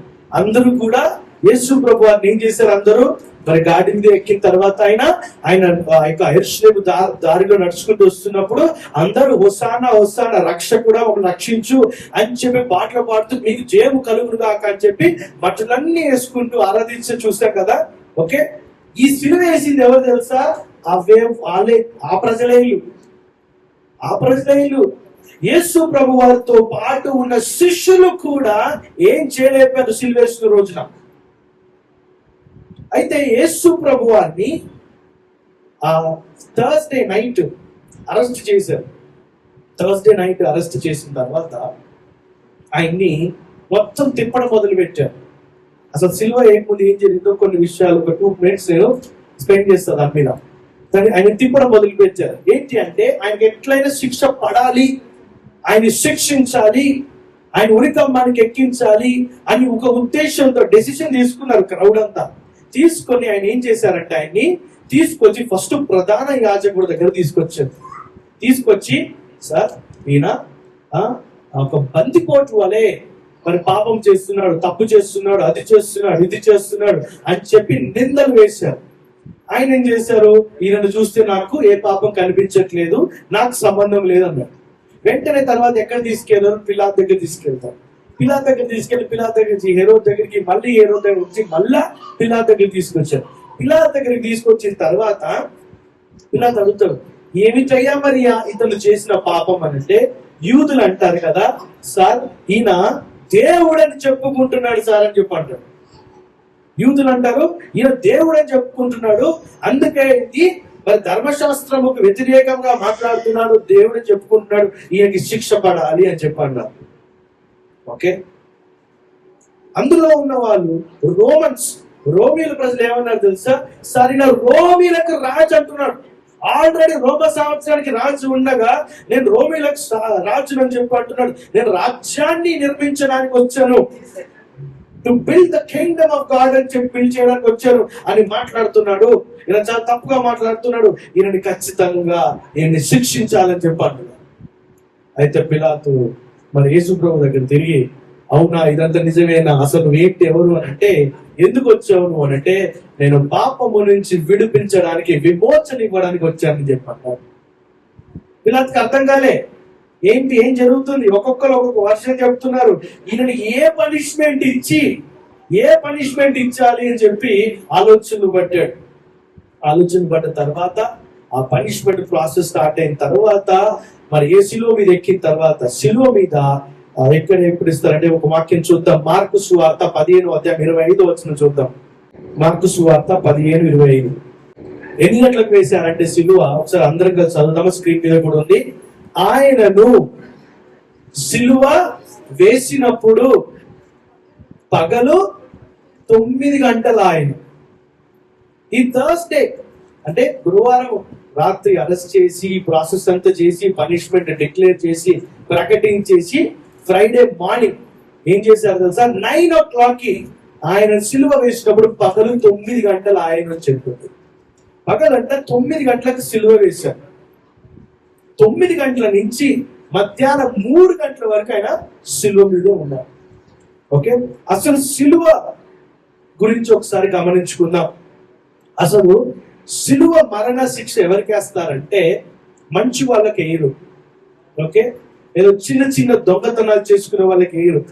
ఎవరికి వేస్తారంటే భయంకరమైన తప్పులు చేసిన వాళ్ళు, బందిపోటు దొంగలు, గజ దొంగలు, భయంకరమైన మోసాలు, భయంకరమైన మర్డర్స్, భయంకరమైన మానభంగాలు, భయంకరమైన తప్పులు పాపాలు చేసిన వాళ్ళు సిలువ మరణానికి అర్హులు. సిలువ అని అనగానే అక్కడ ఉన్న ప్రజలకు ఏమొస్తుంది తెలుసా? భయం పుట్టుకొస్తుంది హృదయములో. అంత భయంకరమైన శిక్ష వేయడానికి సిలువ వాడతారు. చాలా శిక్షలు వేస్తారు. సాధారణంగా శిక్ష వేసేది ఏమిటంటే కొరడా దెబ్బలు కొడతారు. కానీ భయంకరమైన శిక్ష వేసేది ఏంటంటే సిలువ. సిలువ గుర్తు చూడగానే ఆ రోజుల్లో, ఇప్పుడు మనం కొంతమంది ఫ్యాషన్ గా కీ చైన్స్ లోనో లేకపోతే బ్రేస్లెట్ లోనో నెక్లెస్ లోనో పెట్టుకుంటుంటాం. కానీ ఆ రోజుల్లో సిలువ చూడగానే, సిలువ గుర్తును చూడగానే వారికి భయం వేస్తుంది. ఎందుకంటే శిక్ష అంత భయంకరంగా వేస్తుండ్రు. అది సిలువ వేశారంటే ఒకరికి అది సిగ్గుపడే విషయం. అది మరణాన్ని సూచించదు, మరణానికి సిగ్నిఫికెన్స్, అది మరణానికి సూచిస్తుంది. అంత భయంకరమైన సిలువ మరణం అంటే అంత క్రూరమైన శిక్ష, అది క్రూరమైన శిక్ష. మనం సిలువ చూడగానే యేసు ప్రభువు గుర్తొస్తాం. అయితే ఆ రోజులో సిలువ చూసిన వెంటనే, సిలువ గుర్తు చూసిన వెంటనే ఇవన్నీ గుర్తొస్తాయి. సిగ్గుతో చచ్చిపోవాలనిపిస్తుంది. సిలువ మీద చనిపోవడం కంటే ముందే నేను ఆత్మహత్య చేసుకొని నేను చనిపోతా అని చెప్పారు. అంత భయంకరమైన మరణ శిక్ష సిలువ. సిలువ మీద ఎందుకు వేస్తారు తెలుసా? శిక్ష ఎందుకు వేస్తారంటే ఆ తప్పు చేసిన వ్యక్తి, పాపం చేసిన వ్యక్తికి శిక్షక ఒకటేసారి 1 సెకండ్ లో చంపేస్తే వాడికి ఆ పెయిన్ తెలియదని చెప్పి సిలువ మీద ఎక్కించి వాడు కొన్ని రోజుల పాటు ఆ విధంగా ఆ శిక్షను అనుభవించాలి అనే ఉద్దేశముతో, ఆ పెయిన్ తెలుసుకోవాలి, ఆ పెయిన్ అనుభవించాలనే ఉద్దేశంతో ఆ శిక్షను వేస్తుంటారు. అంత భయంకరమైన శిక్ష. యాక్చువల్ గా 9 నుంచి 3 గంటలు, దాదాపు 6 గంటల సేపు యేసు ప్రభువు శిలువ మీద ఉన్నారు. కానీ ఒక వ్యక్తి శిలువ మీద వేసినప్పుడు కనీసం 6 రోజుల వరకు బ్రతికి ఉంటాడు. కానీ 6 రోజుల్లో భయంకరమైన వేదనతో వెళ్తాడు. నేను ఒక వీడియోస్ చూశాను, డాక్యుమెంటరీ చూశాను. అందులో ఆ డాక్యుమెంటరీలో ఈ రోమ సామ్రాజ్యంలో ఉన్న ఈ యొక్క సిలువ మరణాన్ని గురించి కొంచెం క్లియర్ గా ఎక్స్ప్లెయిన్ చేశారు. అది ఎలా ఉంటుందంటే, ఒక అతనికి సిలువ మరణాన్ని ప్రకటించిన తర్వాత, ఆయన సిలువ మీద ఎక్కించిన తర్వాత, ఓకే, ఆయన బాడీలో నుంచి బ్లడ్ కారుతూ ఉంటది. అయితే అందరికి మేకులు కొట్టరు. యేసు ప్రభు వారికి మేకులు కొట్టినట్టుగా అందరికి మేకులు కొట్టరు. కొంతమంది తాళ్ళు కడతారు. ఒకసారి ఆ సిలువ ఫొటోస్ చూద్దాం. ఇంకొక ఫోటో చూపించండి. ఇంకొకటి రైట్. ఈ ముందు ఫోటో ఈ ఫోటో చూసినట్లయితే ఈ నిలువు కర్ర ఏమంటారంటే సడిల్ అని అంటారు. నిలువు కర్ర చెక్క ముక్క, దాన్ని సడిల్ అని చెప్పి అంటారు. అయితే అడ్డంగా ఉన్నది పట్టి బుల్లం అంటారు. పట్టికి బెల్లం కాదు, ఓకేనా? పట్టి గుండం అంటారు, అడ్డంగా ఉన్న కర్ర. దాని తర్వాత కాళ్ళని పెట్టుకోవడానికి కూడా కింద సింప్లెక్స్ అని ఒకటి అనుకుంటుంది. కాళ్ళ దగ్గర కూడా ఈ ఫోటోలో లేదు, సింప్లెక్స్ అని ఉంటుంది. అయితే ఈ రెండు చెక్కలను తీసుకొచ్చి ఒకటి సడీలు, అదే విధంగా అడ్డంగా ఉన్న పట్టి బుల్లం అనే కర్రని చేర్చి సిలువగా తయారు చేసిన పరికరాన్ని సిలువ అని పేరు పెట్టి దాని మీద మనిషిని ఏంటంటే కట్టడమో మేకులు కొట్టడమో చేస్తారు. ఆ విధముగా ఆ శిక్షార్హుడైన వ్యక్తిని ఆ సిలువ మీద వేసిన తర్వాత కొన్ని రోజులు, కనీసం 6 రోజుల వరకు ఆ సిలువ మీద అలాగే ఉంచుతారు. అయితే నేను చూసిన వీడియోలో ఎలా ఉందంటే ఈ 6 రోజులు అటు వచ్చేవాళ్ళు సైనికులు కానీ ఆ వ్యక్తిని ఉమ్మి వేస్తుంటారు, తిడుతూ ఉంటారు, కొడుతూ ఉంటారు, రాళ్లతో విసిరేస్తుంటారు ముఖం మీద. ప్లస్ అది కాకుండా భయంకరమైన శిక్ష ఏమిటి తెలుసా? ఈ సిలువ కూడా కొండ మీద వేస్తారు. ఓకే, మన 4 రోడ్స్ జంక్షన్ లోనో అలా వేరు కొండ మీద వేస్తారు. కొండ మీద వేసినప్పుడు ఏమవుతుందంటే ఈ ఆకాశంలో తిరుగుతున్న మరి గ్రద్దలు కావచ్చు, ఆకాశంలో తిరుగుతున్న ఈగిల్స్, రాబతులు ఏం చేస్తాయంటే వచ్చి తల మీద కూర్చుంటాయి. ఆ శిక్ష వేసిన అతని తల మీద కూర్చొని ఆ యొక్క బీక్, ఆ యొక్క ముక్కుని తీసుకొని, ఆ యొక్క గ్రద్దం యొక్క ముక్కుని తీసుకొని ఇలా తీసుకొచ్చి ఆ కంట్లో పొడిచింది. ఆ వీడియోలో కంట్లో పొడిచినప్పుడు ఆ కళ్ళు, ఆ గుడ్డు మొత్తం చీలిపోయి అందులోంచి బ్లడ్, ఆ రసం కారుతుంటే ఆ రసాన్ని ఆ బ్లడ్ తాగి ఆ గ్రద్ద వెళ్ళిపోతుంది. తర్వాత ఇంకొక పక్షి, ఇంకొక కాకి వచ్చేసి ఆ చెస్ట్ మీద కూర్చొని ఇలా చీల్చి, ఇలా ముక్కుతోని ఇలా పట్టుకొని ఆ యొక్క ఫ్లెష్ ని చీల్చి, మాంసాన్ని చీల్చి తీసుకుని వెళ్తుంటది. ఆ విధంగా 6 రోజుల వరకు కూడా ఖచ్చితంగా ఉంచి ఆ వ్యక్తి చనిపోయిన తర్వాత దింపుతారు. అంత భయంకరమైన శిక్ష వేస్తారు.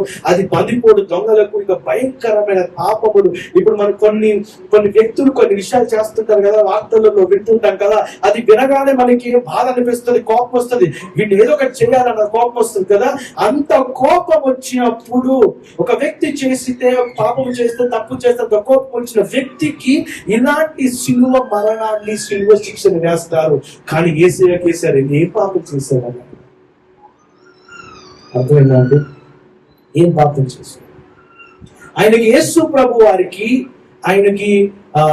ఆయన శరీరంలో 2 చేతులకి కొట్టిన మేకులు, ఒక్కొక్క మేకు 5 అంగుళాలు, అంటే 5 ఇంచెస్. ఒక్కొక్క మేకు, ఒక్కొక్క నేడు 5 ఇంచెస్. మనం ఇంట్లో ఒక ఫ్రేమ్ పెట్టడానికి మనం ఒక మేకు కొడతాం, అది 1 ఇంచ్ ఉంటుంది, మాక్సిమం 1/2 ఇంచ్ ఉంటుంది లేకపోతే. కానీ ఒక ఐరన్ మేకు, 5 ఇంచుల ఐరన్ మేకు చేతికి కొడితే ఆ యొక్క శరీరంలో చేతుల నుంచి బ్లడ్ వస్తుంది. అదే విధంగా ఆ 2 కాలు మీద కాలు వేసి ఒక 9 అంగుళాలు 9 ఇంచ్ నేల్స్ తీసుకొని వేసారు. దాని తర్వాత ఒకసారి 4వ మాట చదువుతాం. యేసు ప్రభు వారు పలికిన 4వ మాట చదువుదామా? ఏలి ఏలి లామా సబక్తాని.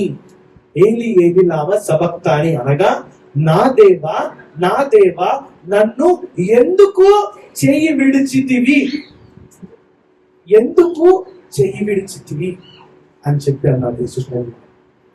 అయితే ఈ మాట యేసు ప్రభు వారు అన్నప్పుడు ఒక్కసారి గమనించుకుందాం. ఆ మాట అన్నప్పుడు ఇంకొక మాట చూద్దాం. యోహాను సువార్త 8వ అధ్యాయం 29వ వచనాన్ని చూద్దాం. యోహాను సువార్త 8వ అధ్యాయం 29వ వచనం. నన్ను పంపినవాడు, ఈ మాట యేసు ప్రభు వారు అంటున్నారు, నన్ను పంపిన వాడు నాకు తోడై ఉన్నాడు, ఆయనకిష్టమైన కార్యము నేను ఎల్లప్పుడూ చేయుదును గనుక ఆయన నన్ను ఒంటరిగా విడిచిపెట్టలేదని చెప్పాను. యేసు ప్రభు వారు ఏమంటున్నారంటే, తండ్రి అయిన దేవుడు యెహోవా తండ్రి నన్ను ఎప్పుడు కూడా ఒంటరిగా విడిచిపెట్టలేదు అని చెప్పి పలికిన మాట. కానీ ఎప్పుడైతే మానవాళి పాపమునంత అంతా తన మీద వేసుకొని సిలువ ఎక్కి ఆ 4వ మాటలో ఏమన్నా తెలుసా? నా దేవా నన్ను ఎందుకు విడిచితివయ్యా? పాపం ఉన్న చోట దేవుడు ఉండడు. పాపం ఉన్న చోట దేవుడు ఉండడు. అప్పటి వరకు యేసు ప్రభు వారి జీవితంలో తను ఒక పాపము కూడా చేయలేదు. ఆయనతో యేసు ప్రభు వారితోని తండ్రి తోడుగా ఉన్నాడు.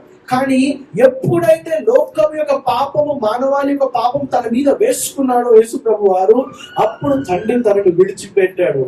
అయ్యో అలా ఎలా చేస్తారంటే అనుకుంటూ మనకు ఆలోచన వస్తుంది. కానీ దేవుని యొక్క ప్రణాళిక, ఆయన అన్నిటి చేత వేరుపరచబడాలి, రిలేషన్స్ మీతో కూడా వేరుపరచబడాలి. అందుకే తన తల్లి దగ్గరికి వెళ్ళి 3వ మాటలు ఏమనంటే అమ్మ ఇదిగో నీ కుమారుడు అని చెప్పి ఆ యొక్క రిలేషన్ కూడా తను డిస్కనెక్ట్ చేసుకొని లోకము యొక్క పాపం అంతా కూడా తన వైపు వేసుకొని మరి అంటున్నాడు, నా దేవా నన్నెందుకు విడిచితివి అని చెప్పి అని అంటున్నాడు. ఒక్కసారి గమనించుకున్నామా? ఆ లోకము పాపం అని ఎలాగొచ్చిందంటే, గెత్సెమనే తోటలో ఆ ముందు రోజున ఒక మాట అంటాడు యేసు ప్రభు వారు, నీ చిత్తమైతే గిన్నెను తీసేనా. దాని అర్థం ఏమిటో? అప్పుడు చెమట్లు కారుతుంటాయి యేసు ప్రభు వారికి. నీ చిత్తమైతే గిన్నెను తీసేనా. లోకము పాపం అంతా కూడా ఆయన మీదకు వచ్చి ఉంటుంది. ఆ పాపం యొక్క భారం భరించలేక, తట్టుకోలేక, నీ చిత్తమైతే గిన్నెను తీసేనా ఆయన చెప్పాలి. యేసు ప్రభు వారు పిలాతు అంటే అరెస్ట్ కాకముందే, గమనించండి, అరెస్ట్ కాకముందే లోకపు పాపం అంతా తన మీద తీసుకొని రెడీగా ఉన్నాడు. దాని తర్వాత శిక్ష మొదలైంది. ఆ శిక్ష ఎవరికి పడాలి తెలుసా? నీకు నాకు పడవలసిన శిక్షని ఆయన తీసుకొని అరెస్ట్ అయిన తర్వాత ఆ శిక్షను తీసుకొని సిలువ మోసి ఆ యొక్క శిక్షను పొందుకున్నాడు. ఇంకొక శిక్ష, భయంకరమైన శిక్ష ఆయన ఏది పొందుకున్నాడు తెలుసా? ఒక్కసారి ఆ ఫోటో వేస్తారా? కొరడా ఫోటో. ఈ యొక్క చూడండి, యేసు ప్రభు వారిని 39 కొరడా దెబ్బలు కొట్టారు. ఎన్ని కొరడా దెబ్బలండి చెప్పండి? 39 కొరడా దెబ్బలు కొట్టారు. ఈ కొరడా గురించి వివరిస్తాను మీకు ఒకసారి. ఏంటి తెలుసా? ఈ కొరడా చివరిని చూసినట్లయితే, ఫస్ట్ హ్యాండిల్ చూసినట్లయితే అది ఒక చెక్క ముక్క. అది 1.5 feet ఉంటుంది చెక్క ముక్క. దాని తర్వాత ఆ థ్రెడ్ లాగా ఉంది కదా, దారము లాగా ఉంది కదా, తాడు లాగా ఉంది కదా, అది 1.5 meter ఉంటుంది. ఆ 1.5 meter లెదర్ అది. ఓకే, లెదర్ బెల్ట్ లాగా లెదర్ అది. ఆ 1.5 meter లో ఆ చివరి నాకు కొన్ని ముక్కల్లా కనిపిస్తున్నాయా క్రీమ్ కలర్ లో, అక్కడ ఒక 1/2 meter ఏముంటదంటే మేకులు ఉంటాయి, లేకపోతే ఎముక ముక్కలు, చిన్న చిన్న ముక్కలు ఉంటాయి, లేకపోతే ఆ సీసా గాజు పెంకులు అంటాం కదా ఇప్పుడు, ఆ విధముగా ఆ గాజు పెంకులతో ఉండిన ఒక బాల్ లాగా ఉంటుంది, లేకపోతే ఇట్లా చూసిన ఎముక ముక్కలు ఉంటాయి. అయితే యేసు ప్రభు వారిని ఒక చెక్కకి కట్టేసి, బట్టలేం లేవు ఆయన ఒంటి మీద, చెక్కకి కట్టేసి, అటు ఒక వ్యక్తి ఒక సైనికుడు, ఇటు వ్యక్తి ఒక సైనికుడు 2 కొరడాలు తీసుకొని ఆ కొరడాని కొడితే, ఇలా దూరం నుంచి ఒక 4 అడుగుల దూరం నుంచి కొరడా ఇలా తీసి కొడితే ఆ చివరి 1/2 meter ఉందని చెప్పాను కదా, ఆ గాజు పెంకులు, ఆ యొక్క ఎముక ముక్కలు, అదే విధంగా నేల్స్, ఆ యొక్క అవన్నీ వచ్చి యేసు ప్రభు వారి శరీరం వెనక వీపు మీద వచ్చినప్పుడు అటు నుంచి ఒకతను, ఇటు నుంచి ఒకడు, గ్యాప్ లేకుండా, బ్రేక్ లేకుండా కొట్టడమే మొదలు పెట్టారు. అందుకే మీరు చాలా పిక్చర్స్ లో, ఫొటోస్ లో చూస్తే యేసు ప్రభు వారి వెనక ఉన్న దెబ్బలు ఒక ఎక్స్ లాగా పడతాయి. ఒక ఎక్స్ లాగా, అదొక డైమండ్ షేప్ లాగా ఉంటుంది, ఎక్స్ లాగా ఉంటుంది. ఎందుకంటే ఒకతను కొట్టినప్పుడు, ఫస్ట్ అతను కొట్టినప్పుడు ఇలా పడుతుంది మార్కు, సెకండ్ అతను కొట్టినప్పుడు అటు పక్కన ఉంటాడు కాబట్టి ఇలా మార్క్ పడుతుంది, ఎక్స్ లాగా మార్క్ పడుతుంది. అయితే దాన్ని తీయాలంటే, ఆ కొరడ కొట్టిన తర్వాత దాన్ని మళ్ళీ లాగాలంటే రాదు అది వెంటనే. గమనించండి, ఆ కొరడ కొట్టిన తర్వాత ఇలా లాగితే రాదు. ఇప్పుడు మన చేతిలో బెల్ట్, పైపు ఇలా అన్నామనుకోండి, ఇలా అంటే వచ్చేస్తుంది, కొరడ రాదు. ఎందుకంటే ఆ కొరడాకి 1/2 meter, ఆ చివర ఉన్న 1/2 meterకి ఉన్న మేకులు, గాజు పెంకులు అవన్నీ గుచ్చుకొని ఆ యొక్క శరీరం లోపలికి కొన్ని సెంటీమీటర్ల లోపలికి వెళ్ళి ఇరుక్కుపోతుంది, ఇలా రాదని. దాన్ని లాగాలంటే ఆ సైనికుడు ఏం చేయాలి తెలుసా? తన చేతుల్లో ఉన్న పట్టుకున్న కొరడానికి ఇట్లా తిప్పాలి, ఇట్లా తిప్పాలి, ఇట్లా ఫోల్డ్ చేయాలి. తిప్పిన తర్వాత తిప్పి అప్పుడు లాగుతాడు, బయటకు వస్తుంది. అప్పుడు లాగినప్పుడు ఆ చుట్టుపక్కల వాళ్ళ మీద యేసు ప్రభు వారి శరీరంలో మాంస ముక్కలు పడుతుంది. డైమండ్ షేప్ లో, ఒక ట్రయాంగిల్ షేప్ లో ఆ ముక్కలు ఇట్లా పడుతుంది. హల్లెలూయా. Passion of the Christ movie చూసినట్లయితే ఆ మూవీ చూసి తట్టుకోలేక ఏడ్చిన వాళ్ళు ఉన్నారు.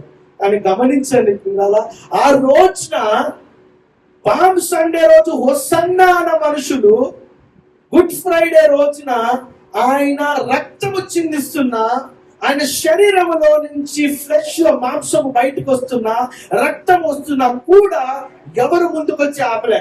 అర్థం చేసుకున్నాం. వారి మీద కూడా అపవాది యొక్క ఆత్మ ఏ విధంగా కుమ్మరించిపోయిందంటే ఆ యొక్క బాధ కనిపించకుండా వాళ్ళ యొక్క కన్నులను కప్పేశాడు.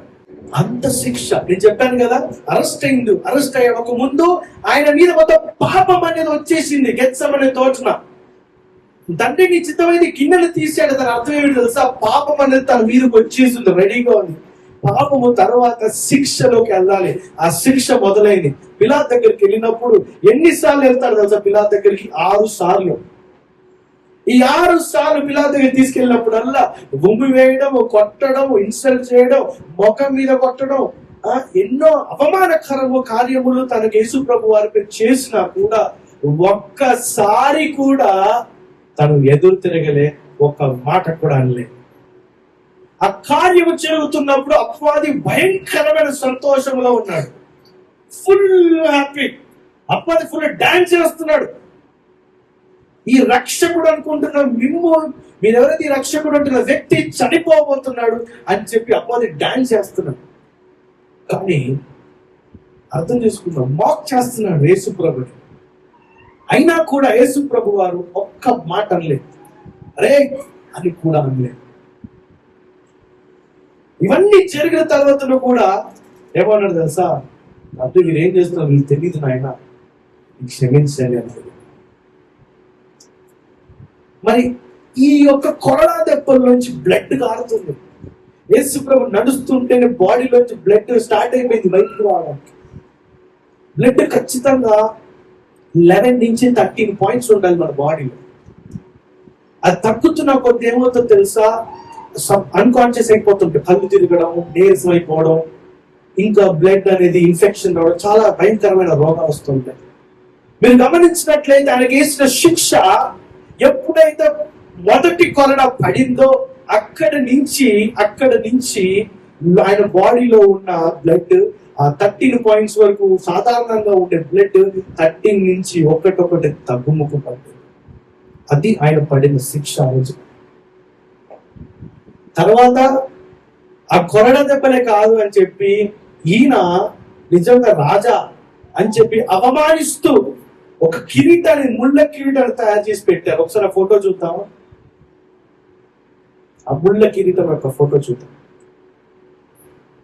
ఈ ముళ్ళ కిరీటం ఏ చెట్టు నుంచి వస్తుందంటే యూఫోర్బియా మిల్లీ అనే ఒక చెట్టు నుంచి ఆ చెట్టుని విరిచి, ఆ ఎండిపోయిన చెట్టును విరిచి దాన్ని ముళ్ళ కిరీటము లాగా సర్కిల్ లా గుండ్రంగా చేస్తారు.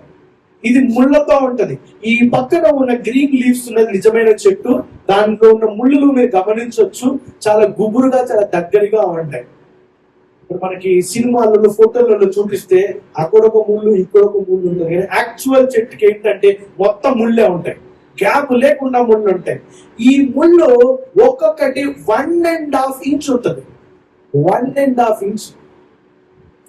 మనకి ఏదైనా చెక్క పని చేసినప్పుడు చిన్న ఒక 1/2 సెంటీమీటర్ ముక్క మన యొక్క ఫింగర్ లోకి వెళ్ళిపోతేనే కింద మీద అయిపోతాం, ఎగిరిగా అంతేస్తాం. అది ఎప్పుడు బయటికి తీసారు ఏమవుతుందా అనుకుంటాం. ఏదైనా వంట చేసేటప్పుడు, ఏదైనా పని చేసేటప్పుడు మనకి ఏదైనా నైఫ్ గుచ్చుకుంటే ఏం చేస్తుంది తెలుసా? పరిగెత్తుతో టీటీ ఇంజక్షన్ వేసుకోవడానికి. ఆ రోజున యేసు ప్రభు వారికి పెట్టిన ముళ్ళ కిరీటం 1.5 ఇంచు ఉన్న ముళ్ళు ఆ కిరీటంలో. అది పెట్టినప్పుడు ఏమైంది తెలుసా? పెట్టగానే ఆ ముళ్ళు లోపలికి గుచ్చి తన యేసు ప్రభు వారి తలపైన లోపలికి గుచ్చి పెట్టినప్పుడు ఆ యొక్క హెడ్ లోపల నుంచి బ్లడ్ కారుతుంది. ఆ బ్లడ్ కారుతూ కళ్ళలోకి బ్లడ్ వెళ్ళిపోతూ అన్ని వెళ్ళిపోతుంటే, ఆ కళ్ళల్లోకి బ్లడ్ వెళ్ళిపోతుంటే తను చూడలేకపోతే నీకు కళ్ళు కనిపించట్లేదా అని చెప్పి మాక్ చేస్తారు, గట్టిగా కొడతారు, ముఖము మీద కొడతారు, పిడిగుత్తులు గుద్దుతారు, అవమానిస్తారు, ఉమ్ము వేస్తారు అని చెప్పి భయంకరమైన ఆ వేదన శోధన గురి అవుతారు. అది ఆయన పొందుకున్న శిక్ష. పాపము చేసిన ప్రతి ఒక్కడు శిక్షార్హుడు. యేసు ప్రభు వారి గెత్సెమనే తోటలో ఆయన మీదకి వచ్చిన పాపము తర్వాత ఆయనకి శిక్ష వేయబడింది. అది ఆయన పాపం కాదు, మానవాళి యొక్క పాపం ఆయన మీద వేసుకొని శిక్షార్హులను ఆయన చేసుకొని తనంత తాను అప్పగించుకొని ఆ శిక్షలో నడిపించబడిన తర్వాత ఒక్కొక్క శిక్షను విధించారు. 39 కొరడా దెబ్బలు కొట్టారు. కొంతమంది డాక్టర్లు ఏం చెప్తారంటే 15 కొరడా దెబ్బలు కొడితే ఒక వ్యక్తి మీద ఖచ్చితంగా చనిపోతారు. 15 కొరడా దెబ్బలు. కొంతమంది ఇంకా బలశాలి అయ్యి బాగా మంచిగా బలముగా ఉన్న వ్యక్తులు మహా అంటే 25 కొరడా దెబ్బలు కంటే ఇంక బతకరు. అప్పటికే వారి శరీరంలో ఉన్న రక్తం అంతా డ్రైన్ అయిపోద్ది. కానీ ఆ రోజున యేసు ప్రభు వారు ఆయన చనిపోవాలి, అక్కడక్కడే చనిపోవాలి అని చెప్పి 39 కొరడా దెబ్బలు. ఈ 39 ఎందుకు వేశారు, 40కి ఎందుకు పోలేదంటే 40 వరకు తీసుకెళ్ళడం వాళ్ళకి ఇష్టం లేదు. కొంతమంది యూతులకి 40 అంటే చాలా ఇష్టం, 40 days ఆ నెంబర్ చాలా ఇష్టం, అందుకే తీసుకుపోవద్దని 39 వరకు ఆపేశారు. అప్పటికే ఆయన శరీరములో ఆయన శరీరం బట్టలు లేవని మీద, కానీ ఆ శరీరం అంతా రక్తముతోని మొత్తం కవర్ చేయబడింది. బాడీ అంతా కూడా బాడీ యొక్క స్కిన్ కనిపించకుండా ఆ రక్తం అంతా కూడా ఆయనని కవర్ చేయబడింది. ఇంత పనిష్మెంట్ తీసుకెళ్ళిపోయిన తర్వాత, ఆ ద్వారా తీసుకెళ్ళిన తర్వాత యేసు ప్రభువు చెక్ చేసుకున్నాడు, నా తోడుగా నా తండ్రి ఉన్నాడా చెక్ చేసుకుంటే తండ్రి లేడు. యోహాను సువార్తలో ఇందాక చదివే మాట, నా తండ్రి నన్ను ఎప్పుడు విడవలే, నన్ను ఒంటరిగా ఉండలే అని అన్న యేసు ప్రభువు లాస్ట్ కి నా దేవా నన్ను ఎందుకు విడిచిపెట్టావు నాయన అని చెప్పి. ఇంకొక మాట చూద్దాం, కీర్తనలు 37:25 చూద్దాం. నేను చిన్నవాడై ఉంటిని, ఇప్పుడు ముసలివాడై ఉన్నాను, అయినను నీతిమంతులు విడువబడుట గాని వారి సంతానము భిక్షమెత్తుట గాని నేను చూచి ఉండలేను. ఇక్కడ మాట ఏంటి తెలుసా? నీతిమంతులు విడవబడినట్టు నేను చూడలేదు. ఇక్కడ అర్థం చేసుకుని, ఈ మాట చొప్పున అర్థం చేసుకుంటే, దేవుడు యేసు ప్రభుని 4వ మాట దగ్గర ఎందుకు వదిలేశాడు అని అంటే, యేసు ప్రభు నీతిమంతుడుగా లేడక్కడ. మన పాపం అంతా తీసుకొని మన పాపాన్ని మోస్తూ ఉన్నాడు అక్కడ. అందుకు దేవుడు వదిలేశాడు. అంత బాధపడుతున్నప్పుడు కూడా యేసు ప్రభు తెలుసు ఇది నా పాపము కాదని, ఇది ఆయన పాపము కాదని తెలుసు. అయినా తిరిగి మాట్లాడుతున్నాడు, నా దేవా నన్ను ఎందుకు వదిలేశావు ఆయన.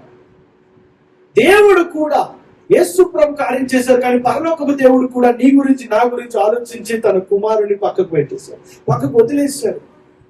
తను ఒక చిన్న కనుసైగ చేస్తే కొన్ని వేల కోట్ల దేవదూతలు వచ్చి ఆయన కుమారుని కాపాడొచ్చు. అంత సాధ్యము ఉన్న శక్తి ఉన్న పరలోకపు దేవుడు ఆయన కుమారుని శిలువ మీద అలాగా చనిపోతుంటే, రక్తం చిందిస్తుంటే, అవమానిస్తుంటే అలా ఊరుకుంటూ చూసి కామ్గా ఉన్నారంటే ఒకటే దానికి అర్థం, ఒకటి విషయం, అది నీ ముఖము ఆయనకు గుర్తొచ్చింది కాబట్టి, నీ ముఖము మీద ఉండే చిరునవ్వు ఆయనకి గుర్తొచ్చింది కాబట్టి, నీ ముఖములో ఉన్న బాధ ఉండకూడదు. నువ్వు నశించిపోకూడదు, నీ ముఖము మీద చిరునవ్వు, నువ్వు సంతోషంగా ఉండగాలి కాబట్టి, విడుదల దయచేయాలి కాబట్టి ఆయన ఆగిపోయి ఉన్నాడు. ఒకసారి అర్థం చేసుకుందాం. తప్పిపోయిన కుమారుడి గురించి మనం నేర్చుకుందాం 2 వారాల క్రితం. కుమారుడు పారిపోతాడు, కుమారుడు వెళ్ళిపోతాడు, తండ్రి వెయిట్ చేస్తుంటాడు. కానీ తన కొడుకు వచ్చిన తర్వాత తండ్రి హత్తుకుని దగ్గర తీసుకుంటాడే. కానీ ఇక్కడ ఈ యొక్క కుమారుడికి తండ్రి దగ్గరికి వెళ్ళే అవకాశం లేదు. ఒకవేళ వెళ్తే రక్షణ కార్యం ఆగిపోతుంది, నీకు నాకు రక్షణ రాదు. కాబట్టి వెళ్ళి కుమారుడు తండ్రి దగ్గరికి వెళ్ళలేని పరిస్థితి. తండ్రి నన్ను ఎందుకు విడిచిపెట్టావు అని అడిగినా కూడా తండ్రి వచ్చి పట్టుకునే పరిస్థితి లేదు, అలా చేయట్లేదు. ఇప్పుడు చెప్పండి, మనం నిజంగా పాపము చేయాలి? ఈ వాక్యం వింటున్న మనం అందరం ఒక ప్రశ్న వేసుకుందాం. పాపము చేయాల్సిన అవసరం ఉందా? మన పాపాన్ని ఆయన మీద వేసుకొని, మన గురించి ఆయన కొరడాలతో తిని రక్తాన్ని చిందించి పరలోకపు తండ్రి, తన సొంత తండ్రి పరలోకపు తండ్రి విడిచిపెట్టినా కూడా రక్షణ కార్యం ఆగిపోకూడదు, కంప్లీట్ అవ్వాలని చెప్పి ఆయన ఇంకా అలాగే అక్కడే ఆ శిలువ మీదే ఉన్నాడు. ఎందుకంటే నీ గురించి, నా గురించి. కానీ మనం ఏం చేస్తామంటే, గుడ్ ఫ్రైడే రోజు జస్ట్ 4 మాటలు 7 మాటలు వినేసి తర్వాత మన జీవితంలో మనకు నచ్చినట్టు పాపాలు చేసుకుంటూ వెళ్ళిపోతుంటాం. అర్థమవుతుందా నేను చెప్పే విషయం? యేసు ప్రభు వారిని ఆ 4వ మాట, నా దేవా నా దేవుడా, ఆయనకు సమాధానం రాలే. సమాధానం ఇవ్వాలని ఆశ ఉంది పరలోకపు తండ్రి, కానీ సమాధానం ఇచ్చిన, విడుదల ఇచ్చిన కొడుకుకి, నీకు ఈ రోజు ఆ రోజు, ఈ రోజు నీకు నాకు రక్షణ లేదు. సో అర్థం చేసుకున్న ఆ రోజు ఏం జరిగిందో సో జ్ఞాపకం చేసుకుందాం. ఇంత పనిష్మెంట్ దాని తర్వాత ఏమన్నా తెలుసా? 5వ మాట చూద్దాం. 5వ మాటలోకి వెళ్దాం. యేసు లేఖనములు నెరవేరినట్లు నేను తప్పిగా కొనుచున్నాను.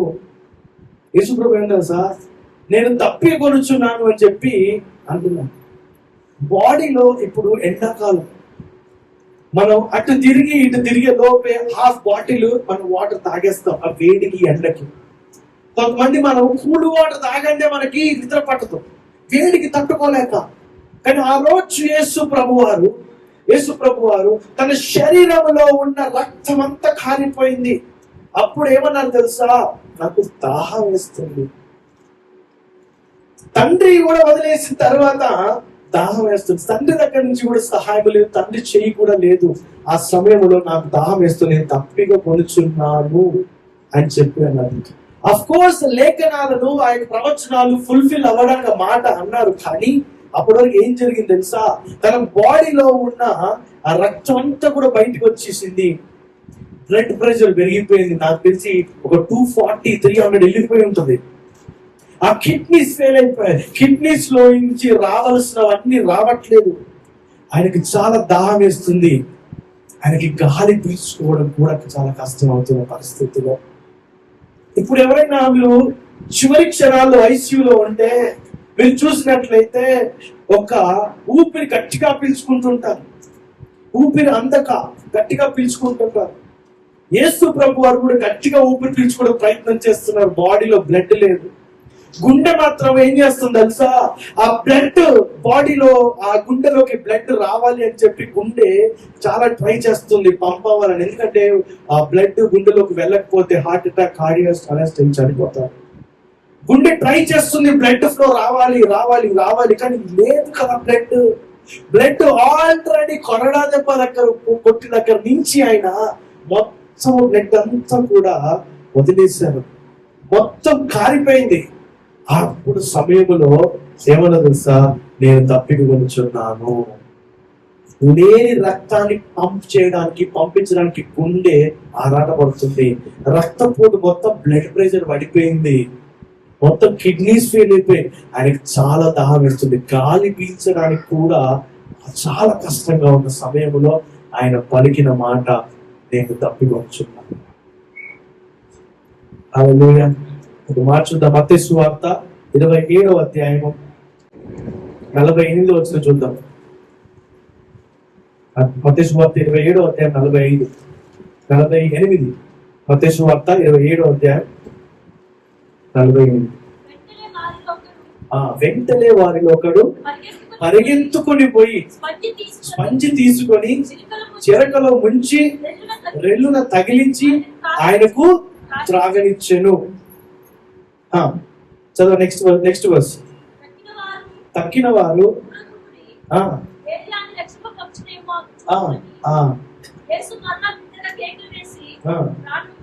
చాలు. ఇక్కడ ఒక ఆయన ఇట్లా తప్పికొనుచున్నాను అని అనగానే యేసుప్రభు ఒక ఆయన ఏం చేశారంటే స్పంజ్ తీసుకొని కొంచెము యొక్క నీరుని, అది నీరు కాదు, అది యాక్చువల్గా ఏంటంటే వెనిగర్, అంతేనా? కరెక్టేనా? దాన్ని తీసుకొచ్చినప్పుడు ఆ వైన్ వెనిగర్ తీసుకొచ్చినప్పుడు చాలా చేదుగా ఉంటుంది. అయితే అది తీసుకొని టేస్ట్ పెట్టుకుని, అంటే నోటి దగ్గర పెట్టి దాని టేస్ట్ చూసిన తర్వాత వద్దు అని చెప్తారు యేసుప్రభు. ఎందుకంటే ఆ చేదు ఉన్న ఆ పదార్థాన్ని, ఆ ద్రవాన్ని, ఆ డ్రింక్ ని తీసుకుంటే నొప్పి తెలియదేమో, ఆ బాధ తెలియదేమో, ఆయన బాధ పనిష్మెంట్ లోకి మళ్ళీ నార్మల్ గా అయిపోతాడేమో, దేవునికి ప్రణాళిక అడ్డుకు పడుతుందేమో అని చెప్పి వద్దు అని చెప్తారు. కానీ ఇక్కడ నా పాయింట్ ఏంటి తెలుసా? అంత భయంకరమైన అవమాన సమయంలో ఉంటే వేరే వాళ్ళు ఏమన్నారు తెలుసా? అక్కడ మాట చదవండి, 49 అదే అధ్యాయంలో 49. ఏలియా అతన్ని రక్షించడానికి వస్తాడేమో చూద్దాం అని వెటకారం చేయడం మొదలు పెట్టాడు. ఏలియా ఇందాక చూసాం 2వ మాటలో ఒక దొంగ యేసు ప్రభు వారు తిరిగి నన్ను జ్ఞాపకం ఉంచుకో నాయన అని చెప్పంటే, ఇక్కడ ఆ దొంగ 2 రోజులే చూశాడు, కొన్ని రోజులే చూశాడు యేసు ప్రభు. ఈ ప్రజలు కొన్ని సంవత్సరాలుగా చూస్తున్న ప్రజలు ఏమన్నా తెలుసా? ఎగతాళి వెటకారం చేస్తున్నారు. ఆ చూద్దాంలే, ఏలియా వచ్చి కాపాడతాడేమో, వాళ్ళు వచ్చి కాపాడతారేమో, వీళ్ళు వచ్చి కాపాడతారు, ఎవరు వచ్చి కాపాడాలని చెప్పి యేసు ప్రభు తెలుసు. ఎందుకంటే 4వ మాటలో తండ్రి విడిపించి వదిలేశాడు అని చెప్పి యేసు ప్రభు తెలుసు. ఒకసారి మనం ఆ యొక్క ప్లేస్ లో మనల్ని మనం ఊహించుకుని అర్థం చేసుకున్నాం. అసలు యేసు ప్రభు ఎంత భయంకరమైన ఆ యొక్క పనిష్మెంట్ గుండా వెళ్ళారు. అలాంటి సమయంలో ఏమన్నా తెలుసా? తప్పికొంచున్నాను అని చెప్తున్నారు. మనిషి బాడీలో బ్లడ్ అంతా తక్కువైపోయినప్పుడు తను హైపర్ షాక్ అనే షాక్ లోకి వెళ్తాడు. తను హైపర్ షాక్ లోకి వెళ్ళిపోతాడు. ఏం జరుగుతుందో ఏంటో అని తెలియదు. అసలు భయంకరమైన షాక్ లోకి వెళ్ళిపోతాడు. ఆ షాక్ లోకి వెళ్ళిపోయినా కూడా ఒక్కసారి కూడా నాకెందుకు, నాకు అవసరమా ఈ పనిష్మెంట్, నేను చేసిన తప్పు కాదు, ఈ శిక్ష నాకెందుకు అని ఒక్కసారి కూడా తనకు ఆలోచన రాలేదు. ఎందుకు తెలుసా? ఇందాక చెప్పాను కదా, నీ ముఖము మీద నా ముఖం మీద చిరునవ్వు చూపించాలని. హల్లెలూయా. ఇంకో మాట చూద్దాం, 6వ మాటలోకి వెళ్ళిపోదాం త్వరగా. 6వ మాటలో ఏముందంటే యేసు ఏమన్నారు తెలుసా? సమాప్తమైనది చెప్పి తల వంచి ఆత్మను అప్పగించను. 6వ మాట ఏమన్నా తెలుసా? It is finished. సమాప్తమైనది. ఏం సమాప్తమైనది తెలుసా? ఇక్కడ తనకి రావలసిన పనిష్మెంట్ సమాప్తమైనది, తను తీసుకోవాల్సిన శిక్ష సమాప్తమైనది, సర్వమానవాళి యొక్క పాపానికి క్షమాపణ గురించి చేయాల్సిన కార్యము సమాప్తమైనది, తన చిందించిన రక్తము సమాప్తమైనది, తను పడవలసిన అవమానాలు సమాప్తమైనది, తను తీసుకోవాల్సిన కొరడా దెబ్బలు, తన మాంసము ముక్కలు, బయటికి రావాల్సిన మాంస ముక్కలు అన్నిటి గురించి కూడా సమాప్తమైనది. ఈ యొక్క మాట 25 ప్రవచనాలు నెరవేర్చింది బైబిల్ గ్రంథములో. హల్లెలూయా. 25 ప్రవచనాలు నెరవేర్చింది. సమాప్తమైనది. ఏం సమాప్తమైనది తెలుసా? మన ఆదాము సారు చేసిన యొక్క పాపం ఏదైతే ఉందో, తరతరాల నుంచి వచ్చే పాపము, ఆ రోజున యేసు ప్రభువారు ఏమన్నారు తెలుసా? సమాప్తమైనది. జరగబోయే తెలియక, రక్షణ గురించి తెలియక, సువార్త వాక్యము తెలియక మానవాళి చేసే పాపములన్నిటినీ కూడా దానికి శిక్ష సమాప్తమైనది, పనిష్మెంట్ సమాప్తమైనది, కొరడా దెబ్బలు సమాప్తమైనది. హల్లెలూయా. అప్పట్లో ఉన్న శిక్షలు ఇప్పుడు లేవు అసలు. అవన్నిటిని కూడా దేవుడు సమాప్తమించాడు. ఇట్ ఇస్ ఫినిష్డ్ అన్నాడు. ఆయన థర్స్డే నైట్ అరెస్ట్ అయిన దగ్గర నుంచి గుడ్ ఫ్రైడే శుక్రవారం రోజు మధ్యాహ్నం 3 గంటల వరకు కూడా ఆయన పనిష్మెంట్ నడుస్తూనే ఉంది. ఆ పనిష్మెంట్ సమాప్తమైంది. హల్లెలూయా. It is finished. ఇంకా లేదు. ఇంకా ఏదైతే కొన్ని మంది కుటుంబాల్లో తరతరాల నుంచి కొన్ని శాపాలు, జనరేషనల్ కర్సెస్ ఉంటాయి. కొంతమంది దగ్గర జెనెటిక్ నుంచి వచ్చే డిసీజెస్ ఉంటాయి. కొంతమంది కుటుంబాలలో, కొంతమంది జీవితాలలో అనేక భయంకరమైన ఆర్థిక ఇబ్బందులు ఉంటాయి. కొంతమంది యొక్క హృదయాలలో శాంతి సమాధానమే ఉండదు. కొన్ని కుటుంబాలు కొట్టుకుంటూ ఉంటాయి, అనేక సంవత్సరాలు కొట్టుకుంటూ ఉంటాయి. కొంతమంది జీవితం ముందుకు వెళ్ళదు.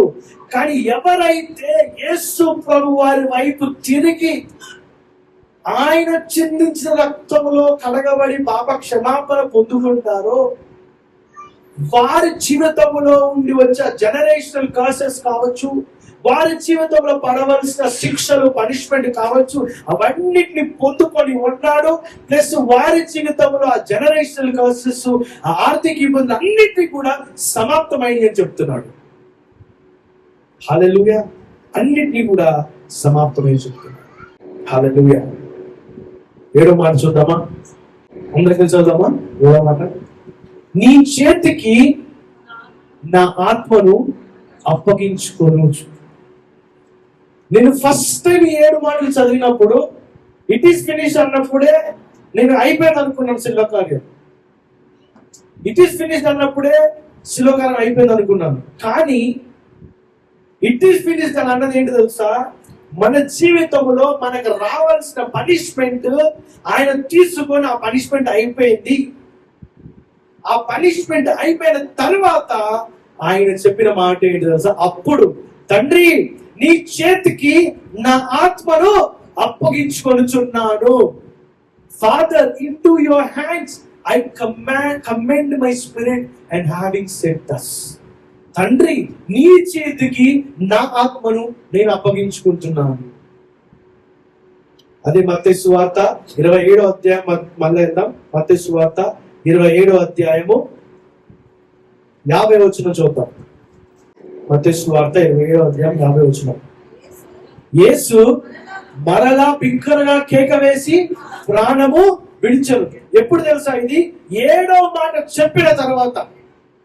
ఆయన చెప్పవలసిన మాటలు, తీర్చవలసిన బాధ్యతలు, తీర్చుకోవలసిన పనిష్మెంట్, అవన్నీ బ్లడ్, శరీరంలో నుంచి బ్లడ్ మొత్తం వచ్చిన అవన్నీ కంప్లీట్ చేసేంత వరకు కూడా తన ప్రాణాన్ని అప్పగించలే. తన ప్రాణం తన కంట్రోల్లో ఉంది. తన ప్రాణాన్ని అప్పగించలే. కొరడా దెబ్బలు 39 కొరడా దెబ్బలు కొట్టేంత వరకు ఎవరు కూడా బతుకుండరు. శరీరంలో నుంచి అంత రక్తం పోతుంటే కూడా ఎవరు బ్రతుకుంటారు. కొంతమంది రక్తం చూస్తే కళ్ళు తిరిగి పడిపోతారు. కొంతమంది శరీరంలో రక్తం తక్కువైతే కళ్ళు తిరిగి పడిపోతారు. అది కొంచెం తక్కువైనా సరే డాక్టర్ దగ్గరికి వెళ్తే ఫ్రూట్స్ తినండమ్మా, డ్రై ఫ్రూట్స్ తినండమ్మా, ఆ ఖర్చులు తినండమ్మా, రక్తం పెంచుకోండమ్మా అంటారు. కానీ యేసు ప్రభు వారు ఆ గురువారం రాత్రి నుంచి ఆయన ఏమీ తినలేదు, తాగలేదు. ఆయన శరీరం నుంచి రక్తము బయటికి వస్తున్నా ఎన్ని జరుగుతున్నాయని చుట్టూరా ప్రాణాన్ని మాత్రం విడిచిపెట్టలే. 7వ మాట చెప్పిన తర్వాత తండ్రి నా ఆత్మ నీకు అప్పగించుకుంటున్నానని చెప్పి బిగ్గరగా ఆయన కేకలు వేసి తన ప్రాణాన్ని వెతుకుతాడు. అయితే ఏమైంది తెలుసా? 51వ వచనం చూద్దాం. దాని తర్వాత ఏమైంది చూద్దాం. అప్పుడు దేవాలయపు తెర పైనుండి క్రింది వరకు 2గా చిరిగాను. అప్పుడు దేవాలయంలో పెద్ద తెర ఉండే. అది ఏంటి తెలుసా?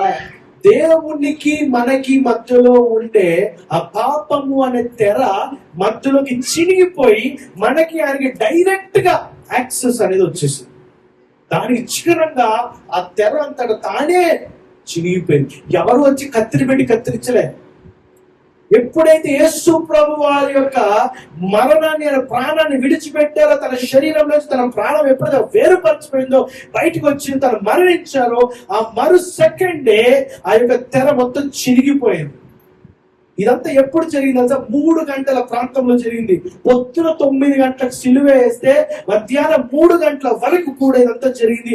3 గంటల ప్రాంతంలో ఆయన యొక్క ఆత్మను మరి దేవుడికి అప్పగించుకున్నారు. ఆ సమయంలో ఆ యొక్క దేవాలయంలో ఉన్న తెర చిరిగిపోయింది. దాని తర్వాత 2వ వచనం, నెక్స్ట్ వచనం చదువుదాం. భూమి వణికెను. ఒక్క నిమిషం ఆగండి. ఇక్కడ భూమి వణికెన్ అంటే ఏంటి తెలుసా? భూకంపం. ఈ భూకంపము ఒక్కొక్క ఏరియాలో వస్తుంది అని చెప్పి మనం ఇప్పుడు న్యూస్ లో వింటుంటాం. నేపాల్లోనూ అక్కడనో ఇక్కడో అని చెప్పి వింటుంటాం. కానీ యేసు ప్రభు వారు ఎప్పుడైతే తన ఆత్మ వేరుపరచబడిందో భూమి మొత్తం వణికింది, షేక్ అయిపోయింది. మొత్తం షేక్ అయిపోయింది. చదవండి. ఇంకా బండలు బద్దలాయను, పెద్ద పెద్ద బండలు మొత్తం బ్రేక్ అయిపోయినాయి. చదవండి. ఇంకా సమాధులు తెరవబడారు, నిద్రించిన అనేకులు పరిశుద్ధుల శరీరము లేచెను. హల్లెలూయా. 54వ వచనం చూద్దాం.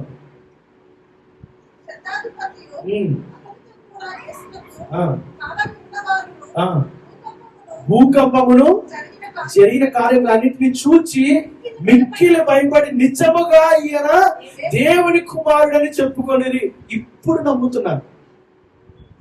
జరిగినంత తర్వాత కూడా ఇది అప్పుడు నమ్ముతున్నారు. నిజముగా దొంగ మాత్రం ముందే నమ్మాడు, తెలుసుకున్నాడు. దొంగ పశ్చాత్తాపడ్డాడు. వీళ్ళందరూ పశ్చాత్తాపంలో లేరు. మనం ఒక సండే రిపెంటెన్స్ అంటే మనం చేసుకున్నాం, నేర్చుకున్న పశ్చాత్తాపం గురించి. దొంగ పశ్చాత్తాపడ్డాడు కానీ వెంటనే నువ్వు నాతో పరదేశంలో ఉన్న నేర్చుకున్నారు అన్నారు. వీళ్ళందరూ పశ్చాత్తాపం లేదు. కానీ ఎప్పుడైతే భూకంపాన్ని చూసారో, అక్కడ జరిగిన కార్యాలన్నీ చూసి గమనించుకున్నారు, అప్పుడు ఈయన నిజంగా దేవుని కుమారుడని ఒకరినొకరు చెప్పుకొని కన్ఫెస్ చేసుకుంటున్నారు. హల్లెలూయా, హల్లెలూయా. కానీ వాళ్ళు యేసుప్రభు తన పక్కన ఉన్న యేసుప్రభుని పోగొట్టుకున్నారు. ఈ రోజున నిజముగా నల్లగొండ ప్రాంతానికి యేసుప్రభు వస్తే మనం ఏ విధంగా స్వీకరించుకుంటాం? ఆనాడు మరి యెరూషలేములో కావచ్చు, మరి ఆ రోజున సిలువ వేసేటప్పుడు చుట్టుపక్కల అనేక కొంతమంది వేల ప్రజలు ఉన్నారు, సిలువ కార్యం చూస్తున్నారు. ఈ రోజున నిజంగా ఈ నల్లగొండ ప్రాంతం యేసుప్రభుని సిలువ వేస్తే నువ్వు నా గుంపులో ఉంటే మనం ముందుకు వెళ్ళి ఆపడానికి ధైర్యం మనకు ఉందా? ఆయన నిజమైన దేవుడి కుమారుడు, నిజమైన దేవుడు, పాపముల నుంచి బయటికి విడుదల తీసుకొచ్చి రావడానికి వచ్చిన వ్యక్తి అని చెప్పడానికి మనకు ధైర్యం ఉందా? అర్థం చేసుకున్నాం, ఆలోచిద్దాం. ఈ రోజున సాధారణమైన రోజు కాదు. ఈ రోజు గురించి ప్రత్యేకత తెలుసుకొని మనం పాపముల నుంచి దూరంగా బతకాలని చెప్పి నిర్ణయం తీసుకోవాల్సిన రోజు. ఎందుకు తెలుసా నిర్ణయం తీసుకోవాలి?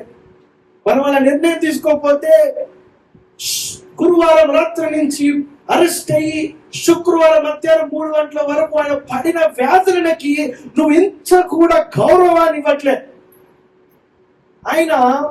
ఆయన శరీరం మీద పడ్డ ప్రతి కొరడా దెబ్బ, ప్రతి పిడిగుద్దు, ప్రతి అవమానం, ప్రతి ఉమ్మివేయడం, శరీరంలోంచి వచ్చిన ప్రతి రక్తం కోటు, దేనికి కూడా నువ్వు నేను ఆయనకి ఇంత కూడా గౌరవం ఇవ్వట్లేదు. అన్ని పక్కన పెట్టి నాకు అవసరమే లేదు, నాకు సంబంధమే లేదు అని చెప్పి మరి పాపము చేయడం అనేది నిజంగా కరెక్టా? బైబిల్ చెప్తుంది 3 గంటల సమయంలో ఆయన ప్రాణాలు విడిచారు. ఎందుకు తెలుసా బైబిల్ ఇంత ప్రత్యేకంగా 3 గంటలకు చెప్తుంది తెలుసా? పాత నిబంధనలు చూసినట్లయితే యూదులు ఆ యొక్క యెరూషలేము దేవాలయంలోకి వచ్చి వాళ్ళ యొక్క పాపముల నిమిత్తము వాళ్ళు ఆఫరింగ్స్ ఇచ్చుకుంటూ బలి అర్పణలు ఇస్తుండేవారు. గొర్రె పిల్లని తీసుకొచ్చి బలి అర్పణలు ఇస్తుండేవారు. అయితే ఆ నియమాల ప్రకారం, దేవాలయ నియమాల ప్రకారంగా ఆ యొక్క బలి అర్పణలు ఎప్పటి వరకు జరగాలి తెలుసా? 3 గంటల వరకు మాత్రమే. మధ్యాహ్నం 3 గంటల వరకు మాత్రమే. 3 గంటల తర్వాత మాత్రం మళ్ళీ గొర్రె పిల్లల బలులు జరగకూడదని నియమము. అంటే 3 అయిందంటే 3 గంటలకి చివరి గొర్రె పిల్ల బలి ఇస్తారు. దాని తర్వాత బలిలు జరగవు ఆ రోజున.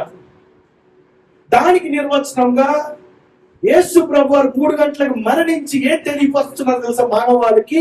చివరి గొర్రె పిల్లగా నన్ను నేను పెట్టి నన్ను నేను బలిగా ఇచ్చుకున్నాను.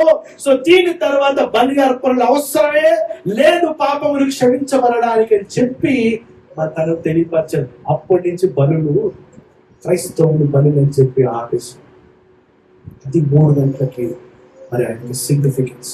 హల్లెలూయా. యేసు ప్రభు వారు పలికిన 7 మాటలలో ప్రతి ఒక్క మాటలో అర్థము పరమార్థం ఉన్నది, అద్భుతకరమైన సందేశం ఉన్నది. మొదటి మాట నుంచి 7 మాట వరకు కూడా ఏది కూడా పక్కన పెట్టడానికి వీల్లేదు. ఆయన పడిన బాధ, ఆయన పడిన వేదన, ఆయన చిందించిన రక్తము దేని కొరకంటే ఒకటే ఒక ఆన్సర్, నువ్వు ఒక్కడివే ఆయనకు ముఖ్యం.